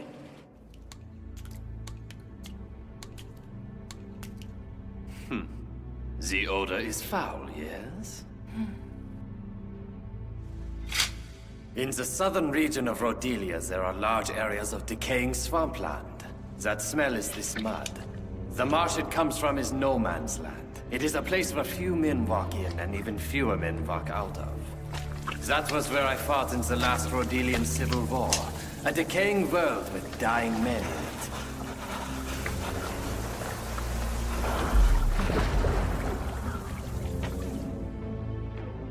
I still think of it as a kind of inescapable hell. And now you can't escape either. Welcome to my territory, Lady Malvin. Whether it's you or anyone else in this swampland, all of you will all become like the weeds and reeds in that swamp. And those weeds will fall before this blade.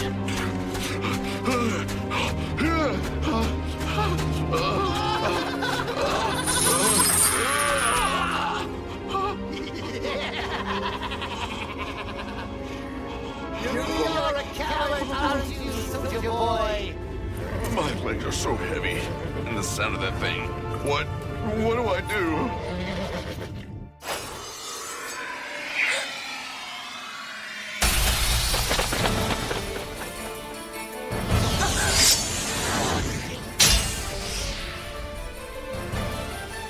He blocked it?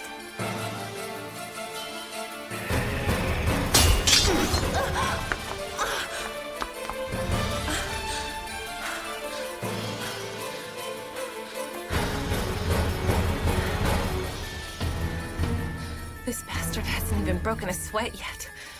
He isn't counterattacking like someone who's afraid of my sword. Only like he's trying to avoid it. I swear he really is looking at weeds right now. What the hell?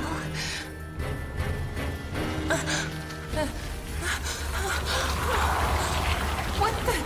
So this is what he meant by territory?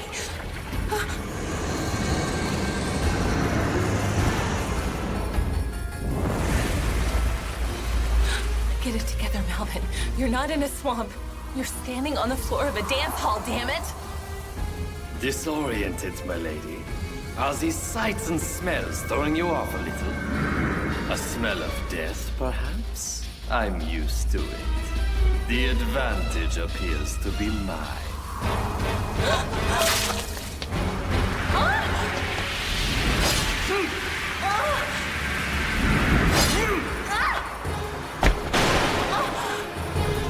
Damn it! I can't fight. This dress has just become a serious liability.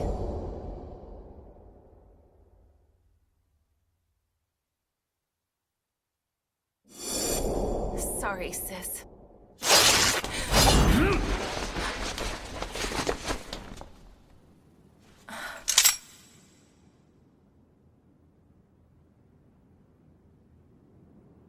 You're not angry. That's strange. Of course not. She has to fight, and that dress isn't making things any easier. I'm not a complete ogre, Soli. I can find a way to replace that dress. But not Alice. All right now. We've got to do something. Look, if we jump into the middle of the Lieutenant's battle, we're gonna set off another riot. Oh, damn it! I can't believe that idiot's not watching his back! No! Get away from him! Die, you fat bastard!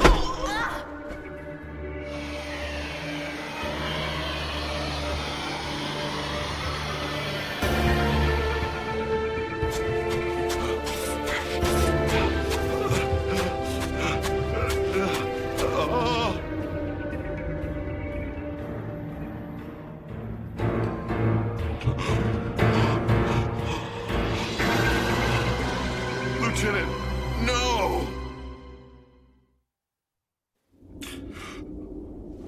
What are you doing to her? Hey, soldier boy. Alan hasn't killed her yet? Well, there's a surprise. Well, enough about her. Let's play.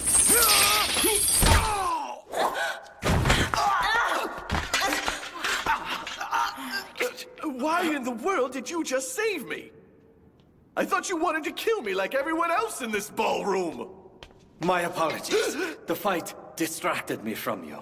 I'm not gonna let you interfere with this duel! Do you think we're just gonna stand around here and let you fight? We're not as stupid as you think we are. Paulo's just gonna use his money to get out of a conviction anyway. Oh yeah, he's right about that. Yeah, that means they're still gonna kill us after all. Fine, then we'll take as many of these pigs with us as we can!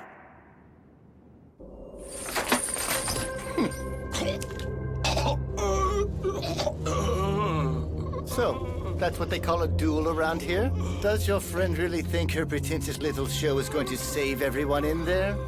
Oh ho ho, naive little rich girls. No. You're wrong about that. She doesn't make mistakes.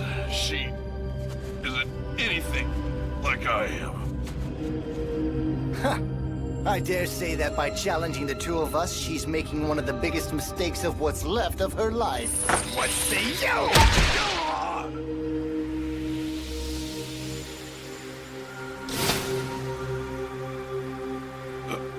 Lieutenant, no matter what situation you're in, no matter what enemy you face, you're so dignified. I may not be able to protect you. And honorable, Lieutenant.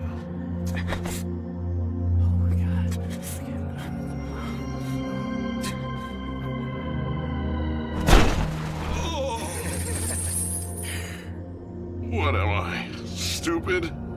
No, I've been selfish. I've been leaning on her all this time. A man as big as I am should be able to stand on his own. A noble's duty includes fighting every enemy that might threaten the security of our country. All enemies. Foreign. And domestic.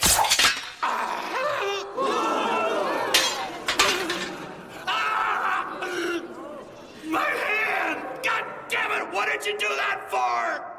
And if necessary, draw their blood to keep the peace at home.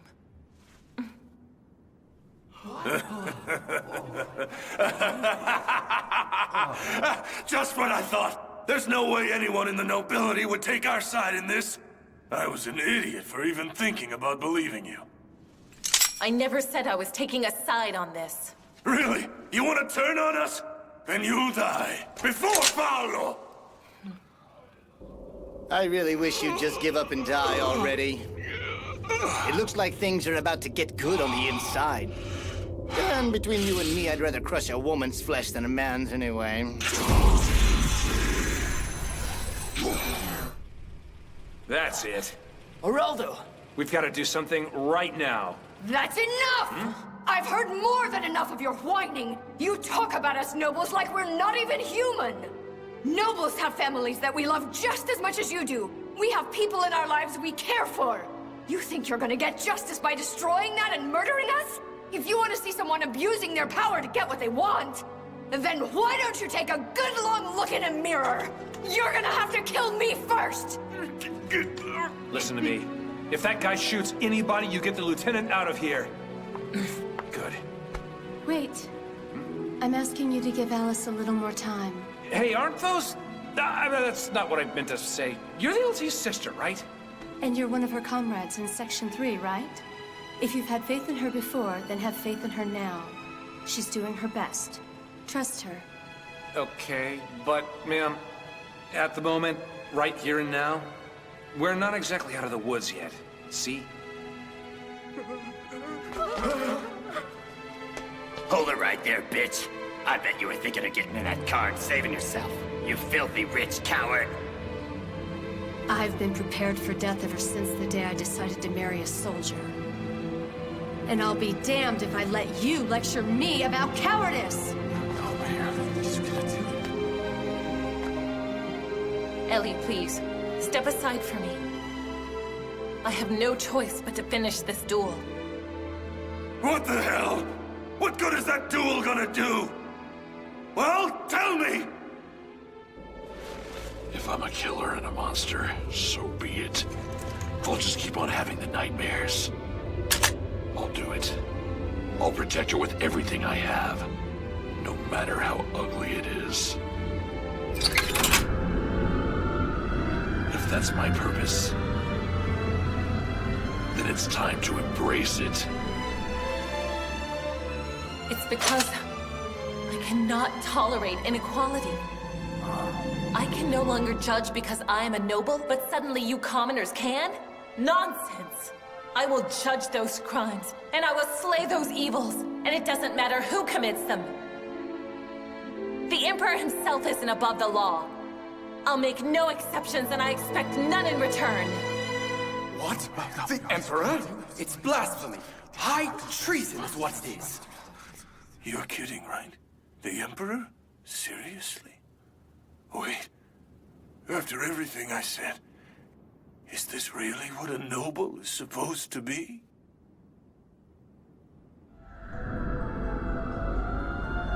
Hey, don't get in over your head, Mr. Cowardly GI. Hey, what's going on here? If you're gonna play with that thing, Sonny, then why don't you point it somewhere else?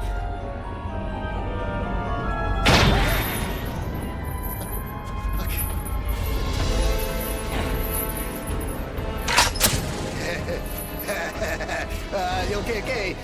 You've had enough fun, don't you think? I'm serious. Get away from me, man. I mean it! You get away from me. Get away from me, you stupid son of a bitch!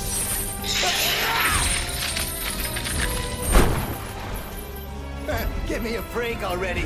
It's not like you learned how to fight. Huh?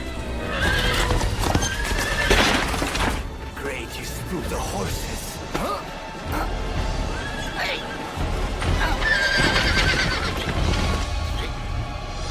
Let go of my leg, goddammit! Let go of me, damn you! Ow! Let go!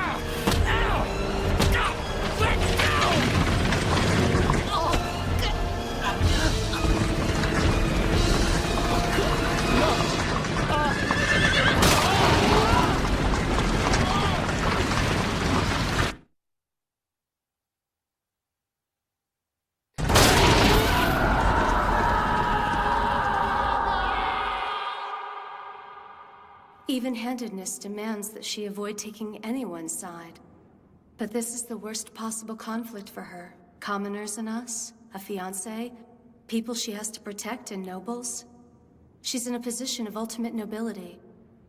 No one can be on her side, but she has to be fair to everyone else.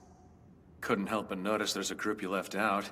If all that's true, well, then where does a soldier fit into that equation of ultimate nobility? I know we're breaking the law here, but damn it, that wasn't stopping me before. I was hoping, believing that killing a few of you would make my pain go away. So tell me, why can't I do it now?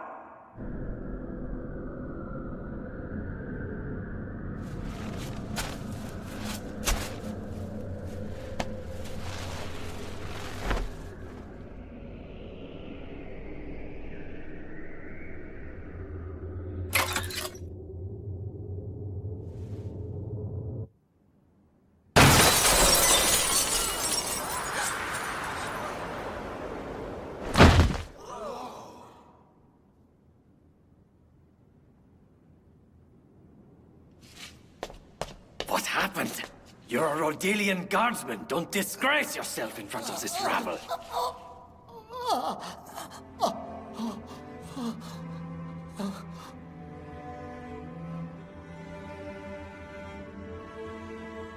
She'll never ask anyone for protection.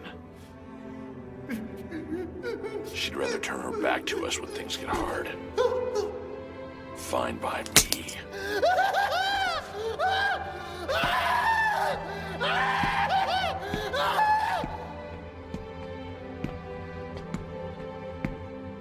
Don't make me say it. I can't have your pain on my conscience anymore. I mean, just look at you. Don't do it. Don't come any closer, Oland.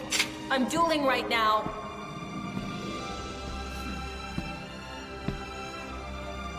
I told you to back off. Told you. Damn it. Why? I'm the next Contessa. I am a noble, and that's why I have to be alone all the time. That's just how it is. Alice, I've learned there are things I have to do on my own, too. If being a noble means that much to you, then I can't try to change it. And I wouldn't want to. Maybe people like the two of us are always going to have that persistent loneliness in our lives. I'm ready to face it head on now. You know, I didn't meet a noble a few months ago. Maybe not even a soldier. She was just the platoon leader of the pumpkin scissors. And that's why I always want to be there to protect you. Because I'm a corporal in your platoon, ma'am.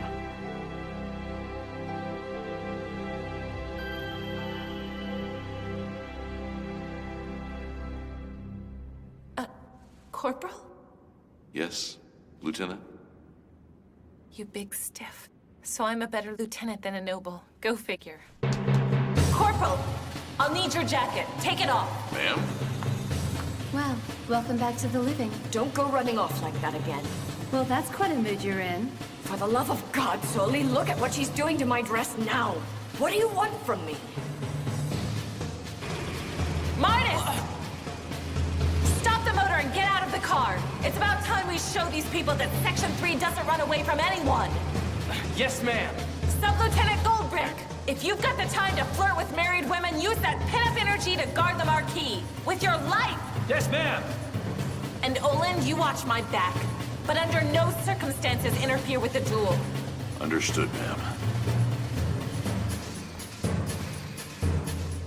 This jacket is all the reminder I needed. Remember that territory of yours? Well, this one's mine. Starting now. You're standing in the Forward Operations Command of Imperial Army Intelligence State Section 3. The Pumpkin Scissors Platoon! I'll protect her with everything I have, no matter how ugly it is. If that's my purpose, then it's time to embrace it. It's because I cannot tolerate inequality. I can no longer judge because I am a noble, but suddenly you commoners can? Nonsense! I will judge those crimes, and I will slay those evils, and it doesn't matter who commits them. The Emperor himself isn't above the law. I'll make no exceptions, and I expect none in return.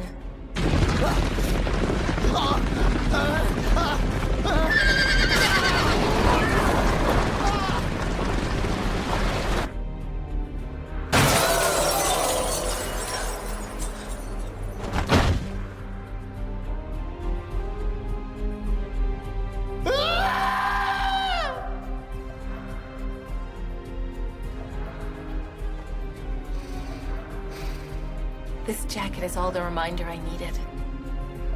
Remember that territory of yours? Well, this one's mine. Starting now. You're standing in the Forward Operations Command of Imperial Army Intelligence State Section 3. The Pumpkin Scissors Platoon!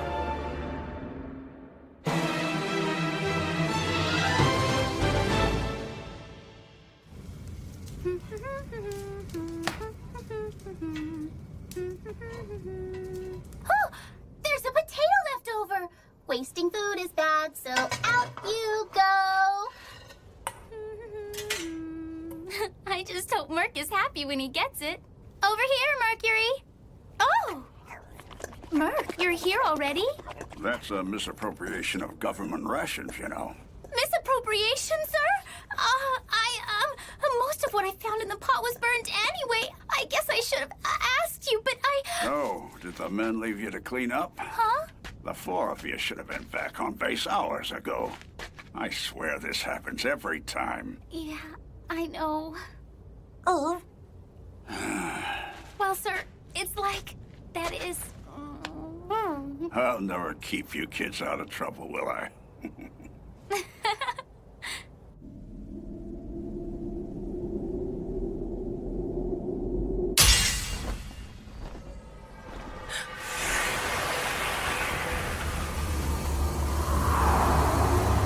Damn it!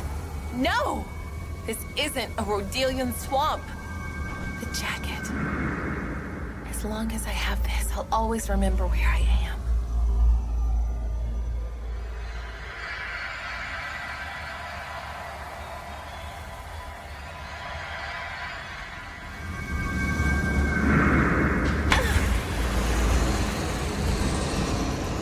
She isn't hesitating anymore. You attack like your personality. It's straightforward and highly aggressive. Very easy to read, thank you.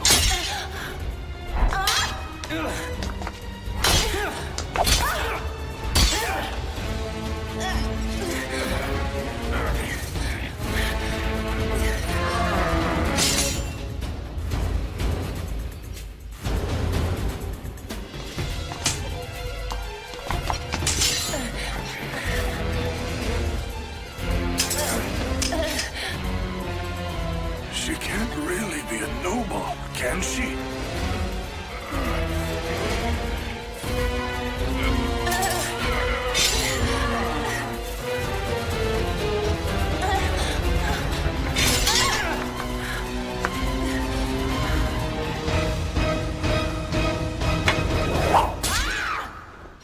Damn it! She almost got him. Oh, hey, take it easy, will you? It's not like I'm cheering on a noble or something. She can preach all she wants, but it don't mean a thing unless she wins. I say we finish what we came here to do and start with them. Hey, don't!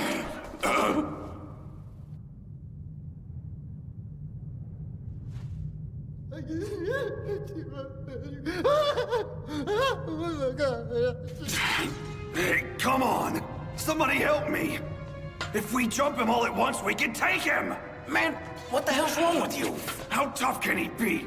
Take a good look at how beat up he is! You want me to jump a guy all beat up like that? That's cold-blooded, man. What? What are you talking about? Are you all going soft in the head on me or something? Take it easy, will ya? Oh, damn it! Have you forgotten what they've done to us and our families? Hey, I didn't forget anything. But you're talking crazy, man. We kind of owe it to ourselves to make sure we're doing this the right way, don't we? You little punk! What in the hell's wrong with you? You some kind of traitor or something? This whole thing would be a lot less messy if you were half the jerk they say you are. They're already starting to fight amongst themselves about what they think justice really is. Cold-blooded killers don't debate the righteousness of killing.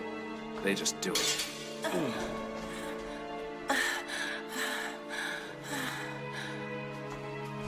Why do these people have such a grudge against me anyway, Sub-Lieutenant? Even if it's true. And I'm only saying if it's true. Even if I did use my position to take money. It's not like I ran out into the streets and killed somebody! Alright, I might have treated myself to some good food at times. But is that worth enough jealousy to try murdering me over? Honestly, is it?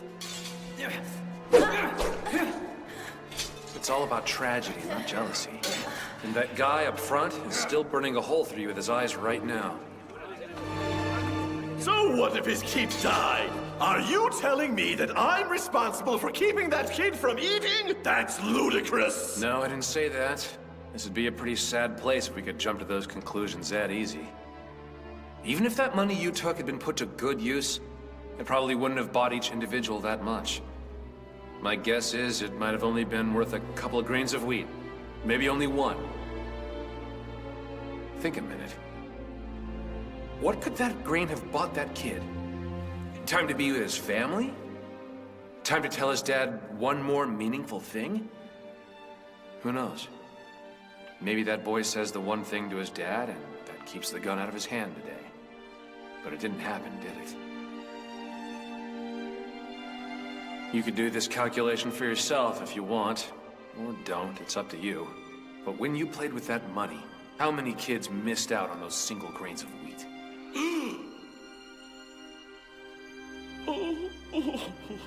You get it now?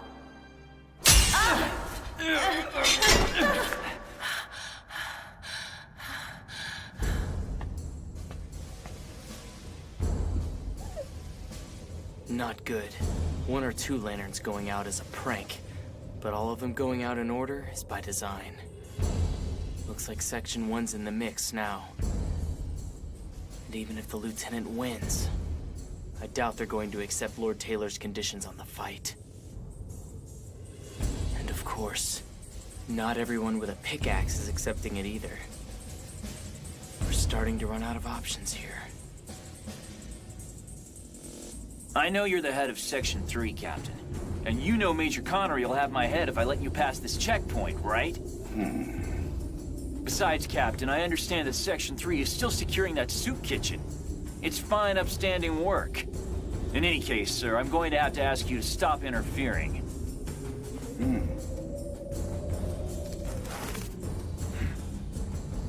What the?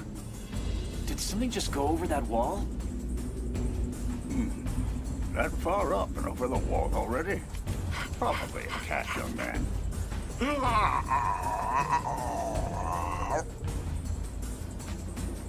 Oh! Captain! I'm glad you made it back! How was the recon? Section 1 has that perimeter locked down tight. No one's getting out.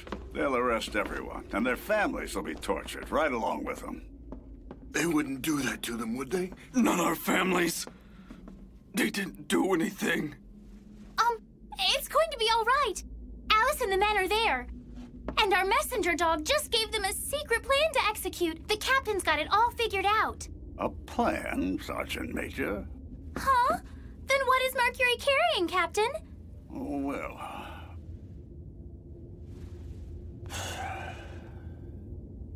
I've forgotten this a few times myself, but Section 3 has a few more aces up our sleeve than just the Pumpkin Scissors platoon leader. Am I right? Huh?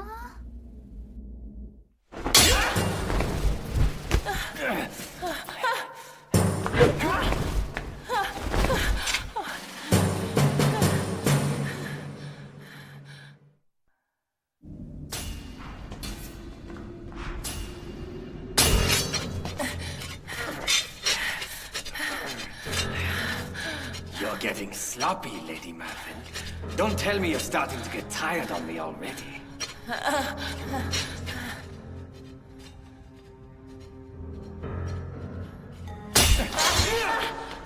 Lieutenant!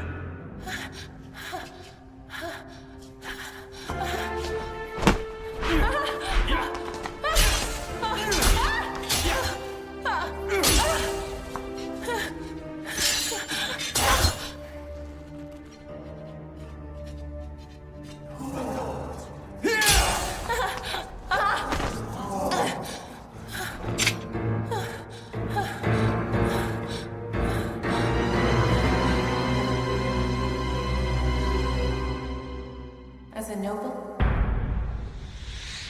and on behalf of all nobles, I wager our integrity.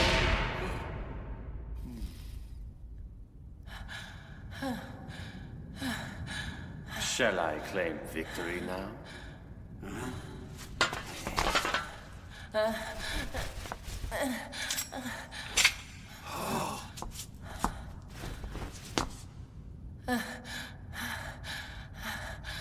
I haven't said I quit yet. You got me? Yes, Lieutenant. You can deny it all you want, but you're running out of stamina, my princess. I doubt this is gonna last much longer. Intervention might be necessary.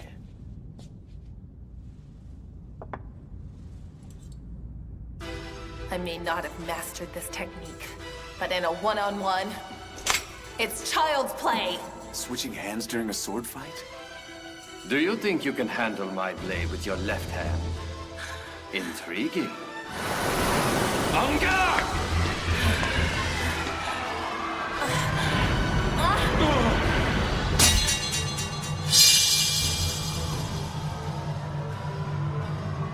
Successful, Barry. That can't be it. The way she's been breathing, I should have knocked her to the floor.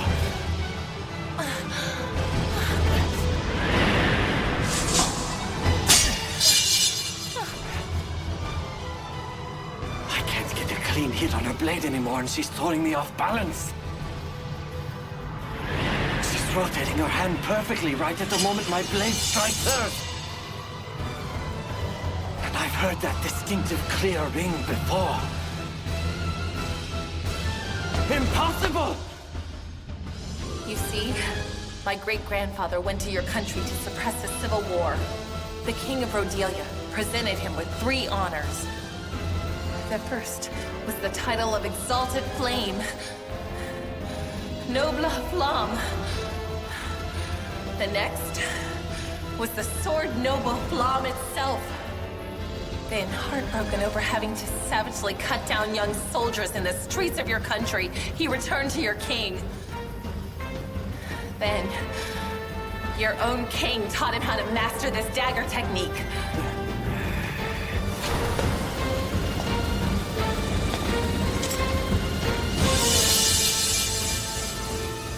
The unreachable.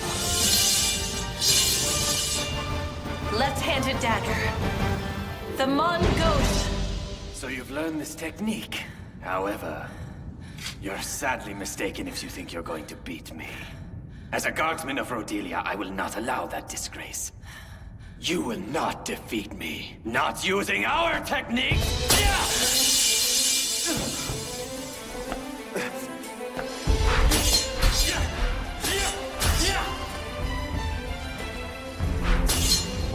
Strange. I'm not even what I'd consider the slightest bit good at this technique. My body feels like a limp rag right now. And yet there they are, watching me. So now it's easy. I'm moving so freely. She has 2 left feet on the dance floor. Just look at her. I've never seen her so graceful.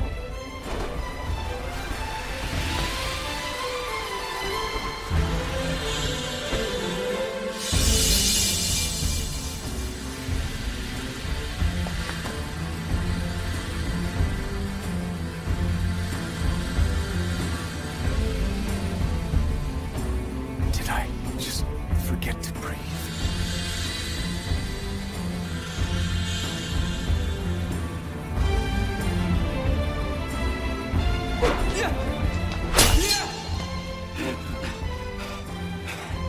You know what took me the longest to learn?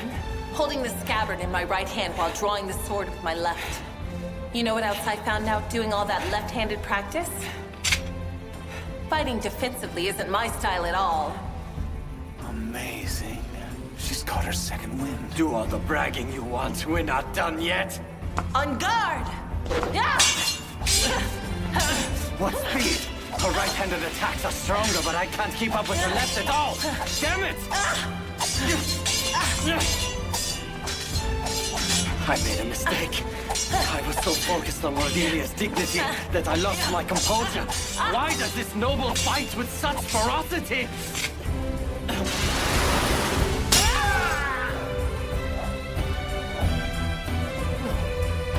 She was just better than I was.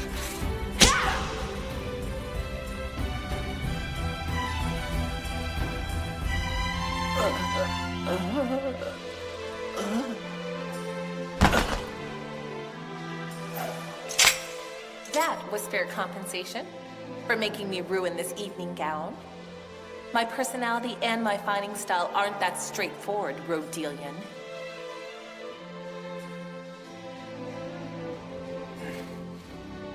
I concede this match. Noble flamme.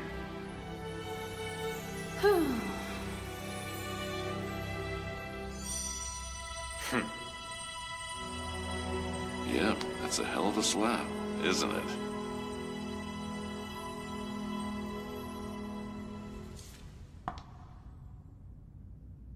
So tell me, young man, if she's a noble, what in the hell does that make me? It still makes you a noble. Just a noble who's committed a crime. Hardly, son. You okay, Lieutenant? I'm fine. Don't worry about it. Lady Malvin won, so that should mean... It means those commoners don't have a reason to kill us anymore. We should be able to just walk away from this mess, shouldn't we? We can just go home, really?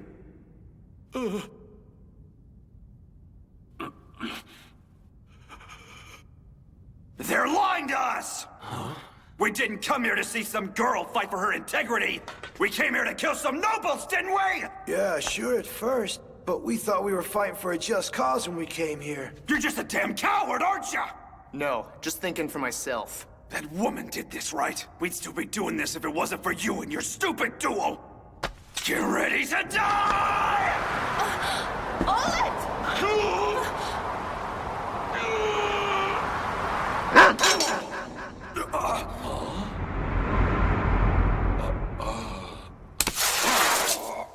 What? An army dog? Huh? Hey, Mercury! The captain sent the message. What is it?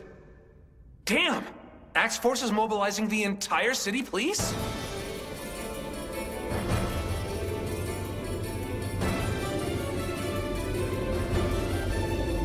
Great. We're surrounded. And on top of that, some of these civilians are still itching to kill a few nobles. And we can't even guarantee that they're gonna be able to make it home anymore. We've officially run out of time. They've been tightening the perimeter, pulling it in over the last couple of hours. They're mounting an assault, not a rescue operation, Oreldo. What's that one? Certified investigation warrant. Ah, big deal. The LT is already here, and we'd have the same authority after we get our commissions, right? So what do we need a warrant for? The lieutenant isn't on it. This is for us! Temporary field commission! What would he do that for? Fine. Well, we still need to disarm these guys. They're still awful ugly out there. You came here to tell the nobles how angry you were, and you're still not satisfied yet? Very well. I'll take on all of you. Lieutenant?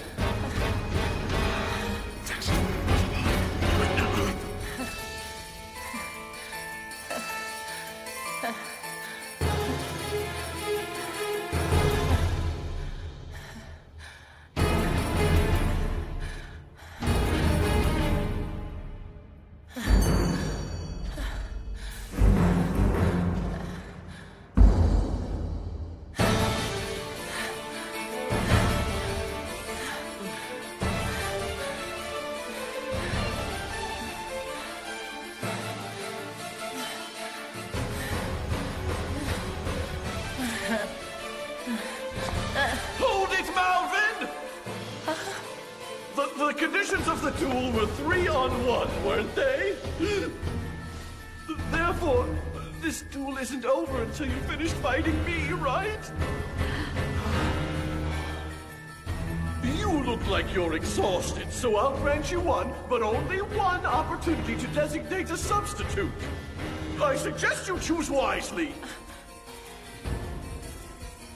Anyone I choose? I don't care. All right. I choose him. Fine.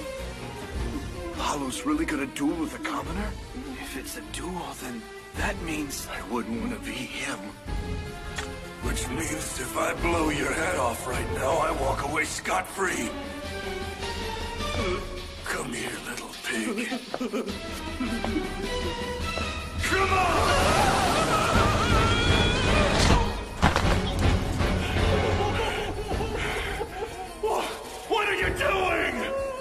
had to do was go along with what that pretty boy said there, and you could have marched right into jail alive!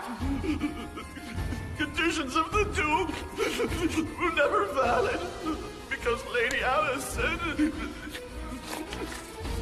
If this really is a duel, what will you wager on it exactly? As a noble, and on behalf of all nobles, I wager our integrity. That's why. Marquis, that's why you've been betting your life? Even though we've been cajoling you? Please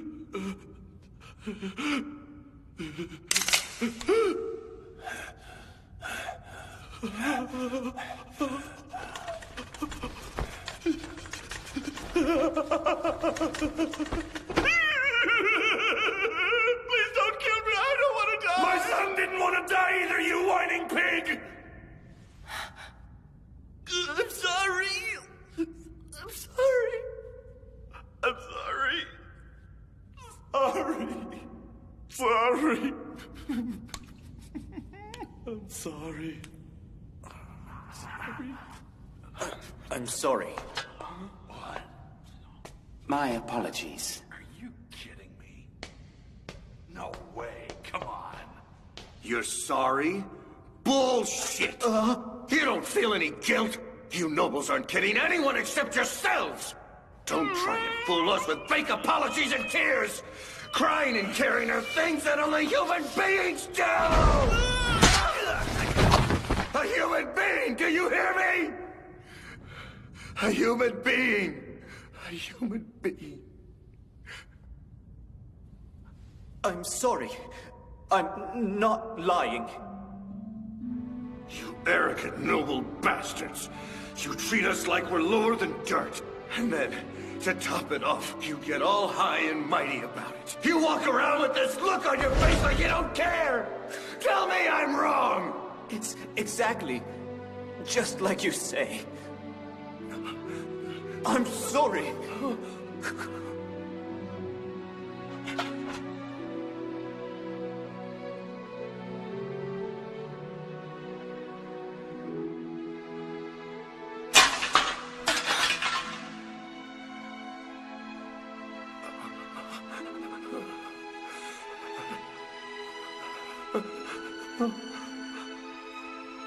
I guess that's it. I mean, we probably can't do it. I don't think we can go through with this. What do you think?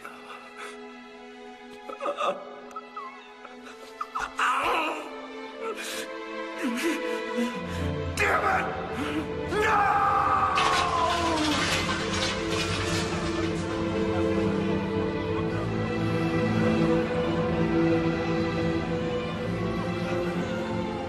Did I just see that?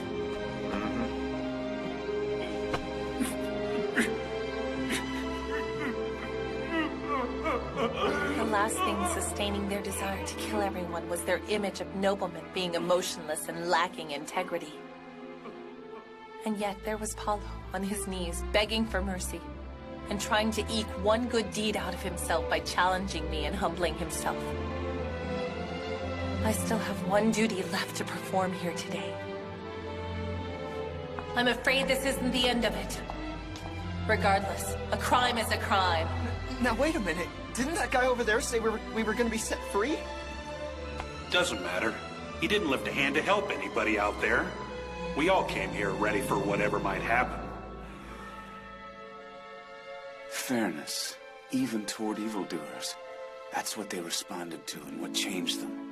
That's why you're utterly perfect in your nobility, my princess. I want to let them go, but I can't. You're under arrest. The charges are assault and attempted... You're out of line, Nobly McNobleson! Army Intelligence, State Section 3 is on site. You're not gonna be arresting anyone today, Lady Malvin.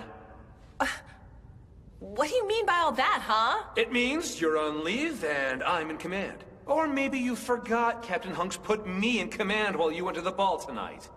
So just sit back, relax, and watch the professionals work, miss. By the power vested in me by the Empire, you're under arrest for... destruction of property. What? Geraldo, Martis, I know how you feel, but... Lady Malvin, it's only fair to warn you that any further interference from you is actionable.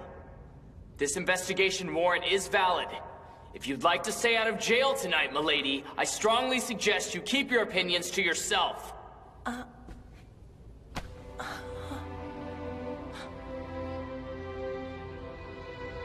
I'm sorry, ma'am, but you've lost.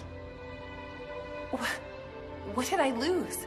And more importantly, who was I fighting against?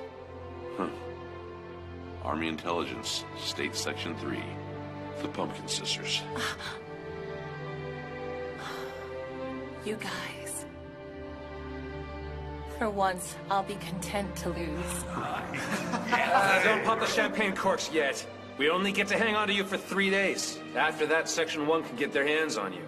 And even though I'm pretty adept at navigating a sea full of loopholes, I can't think of a way to keep you out of the torture chambers. Then for those 3 days... Huh? Permit me to intercede on behalf of these gentlemen, Sub-Lieutenant. Marquis Hoost! I would dare say there are members of the army with whom I am well acquainted. In due course, I believe I can work with them to get you fair and equitable treatment. Don't think of it as charity work from a false-faced nobleman. Rather, consider it a first step towards reparations. He's bowing to that's the Marquis for you. Most graceful thing I've ever seen. Yes, he's actually going to help us. He really said he was going to, didn't he? We got to make them feel what we felt, and we didn't have to kill anybody. Yeah!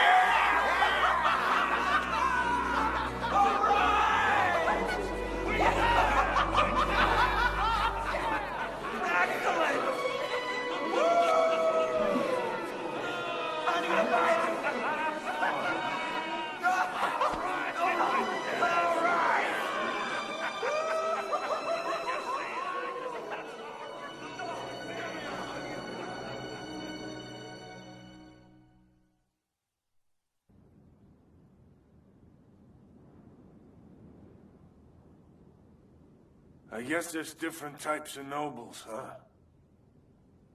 Can't say I'm completely happy, but as long as there are nobles like you and that lady in there... Clang! Huh? Swing! Parry! Honestly, her swordsmanship was magnificent. Did you see her at work out there? Yeah. The hell is this? Same height, same voice, same walk. I could swear when we first met, he was a lot older. I'm a little unsatisfied.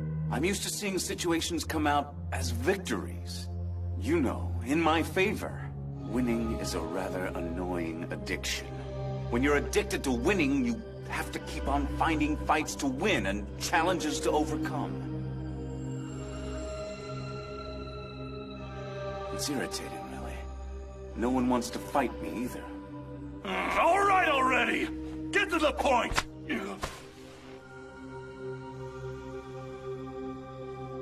It's time to duel. You want to fight me? But what the hell for? Let's just say you've seen my face in a place very few people have seen it. Even Marquis Hoost isn't going to be able to protect you as the ringleader. And I seriously doubt you'd hold up under Section 1's interrogation techniques.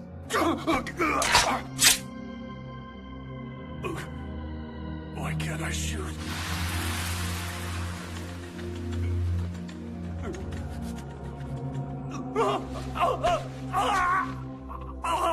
Thank you for the match. It was actually stimulating. I guess.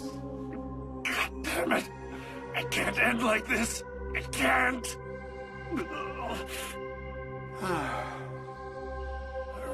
was just a pawn to that bastard, wasn't I?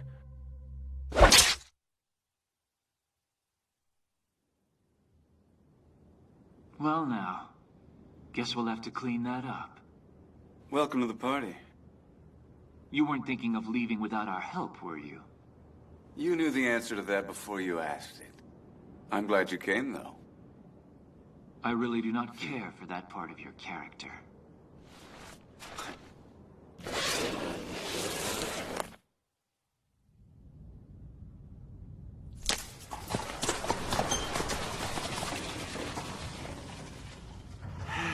Outstanding work, Your Grace. Our operation was executed to perfection because of your kind interventions.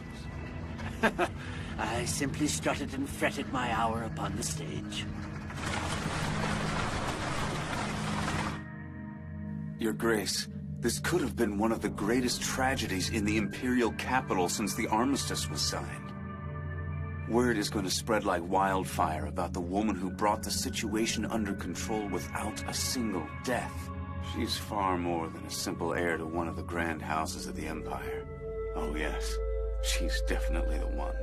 She's the one who understands me and won't ask for mollycoddling when I play rough with her. A lioness who's undoubtedly my equal. I'm genuinely excited, sir, to see such changes ahead. Change is good. Very good.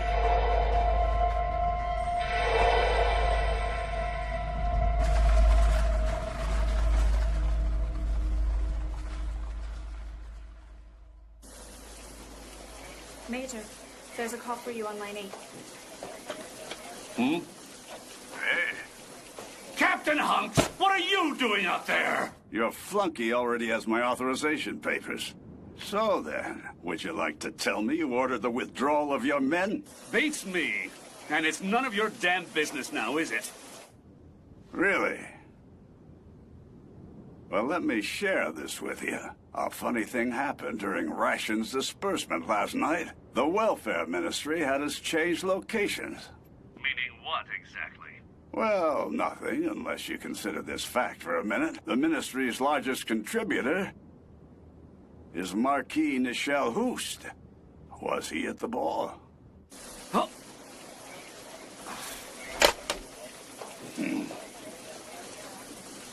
Why do I get the feeling this game just welcomed another player?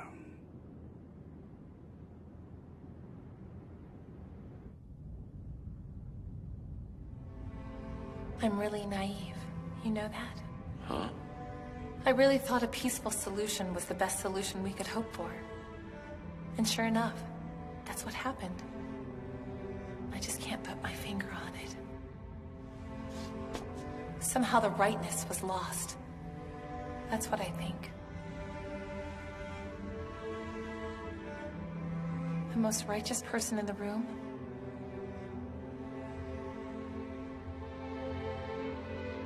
ended up being the man who committed the crime.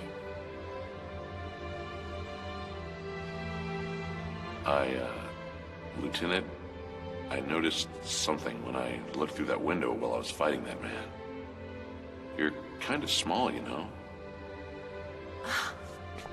Well, compared to you... You're strong, man, but you're not indestructible.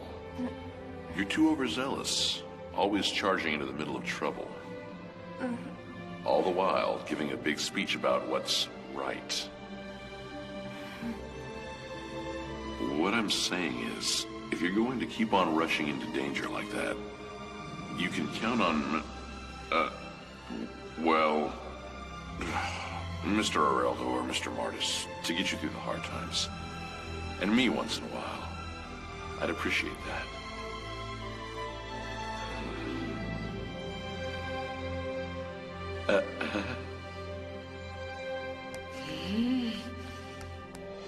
I was having a pretty rough time back there a couple of hours ago, wouldn't you say? And all three of you ended up betraying me, right? Why don't you just save your speeches for Sub-Lieutenant Goldbrick and Martis while you're at it? I swear I'll do my best to protect you, ma'am. Honestly, I will. You want to protect me? Here's your chance. No! You know you can't drink!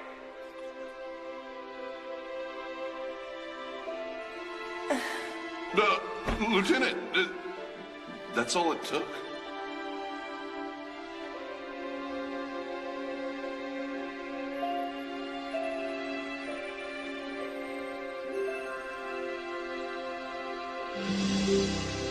After everything that's happened today,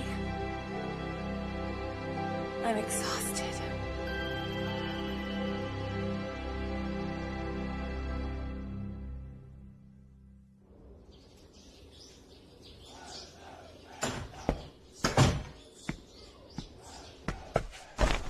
Corporal Randall Oland here. Reporting back for duty, Captain.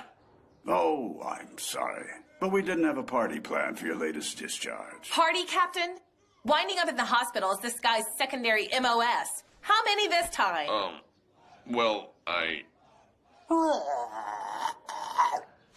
And what's with this uniform you're wearing?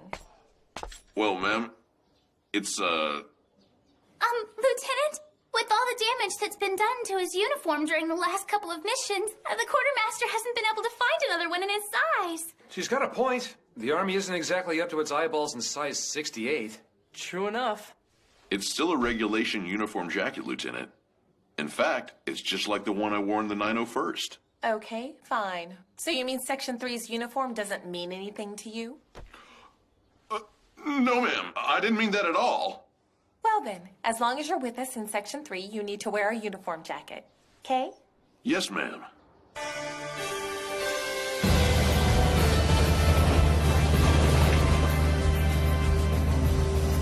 The Empire was shattered by war. And in the war's aftermath, corruption and chaos have taken hold. However, the seeds of rebuilding are being sown by a dedicated group of warriors who aren't fighting a war, but the damages of war itself. These warriors are known as... Hey, mister. Huh? Is it okay if I ask your name? My name is Randall Oland. My rank is Corporal. My unit is... Section 3. Huh? Oh, Lieutenant. Say it again, with a little more pride. Ma'am? Tell the boy which unit you're assigned to.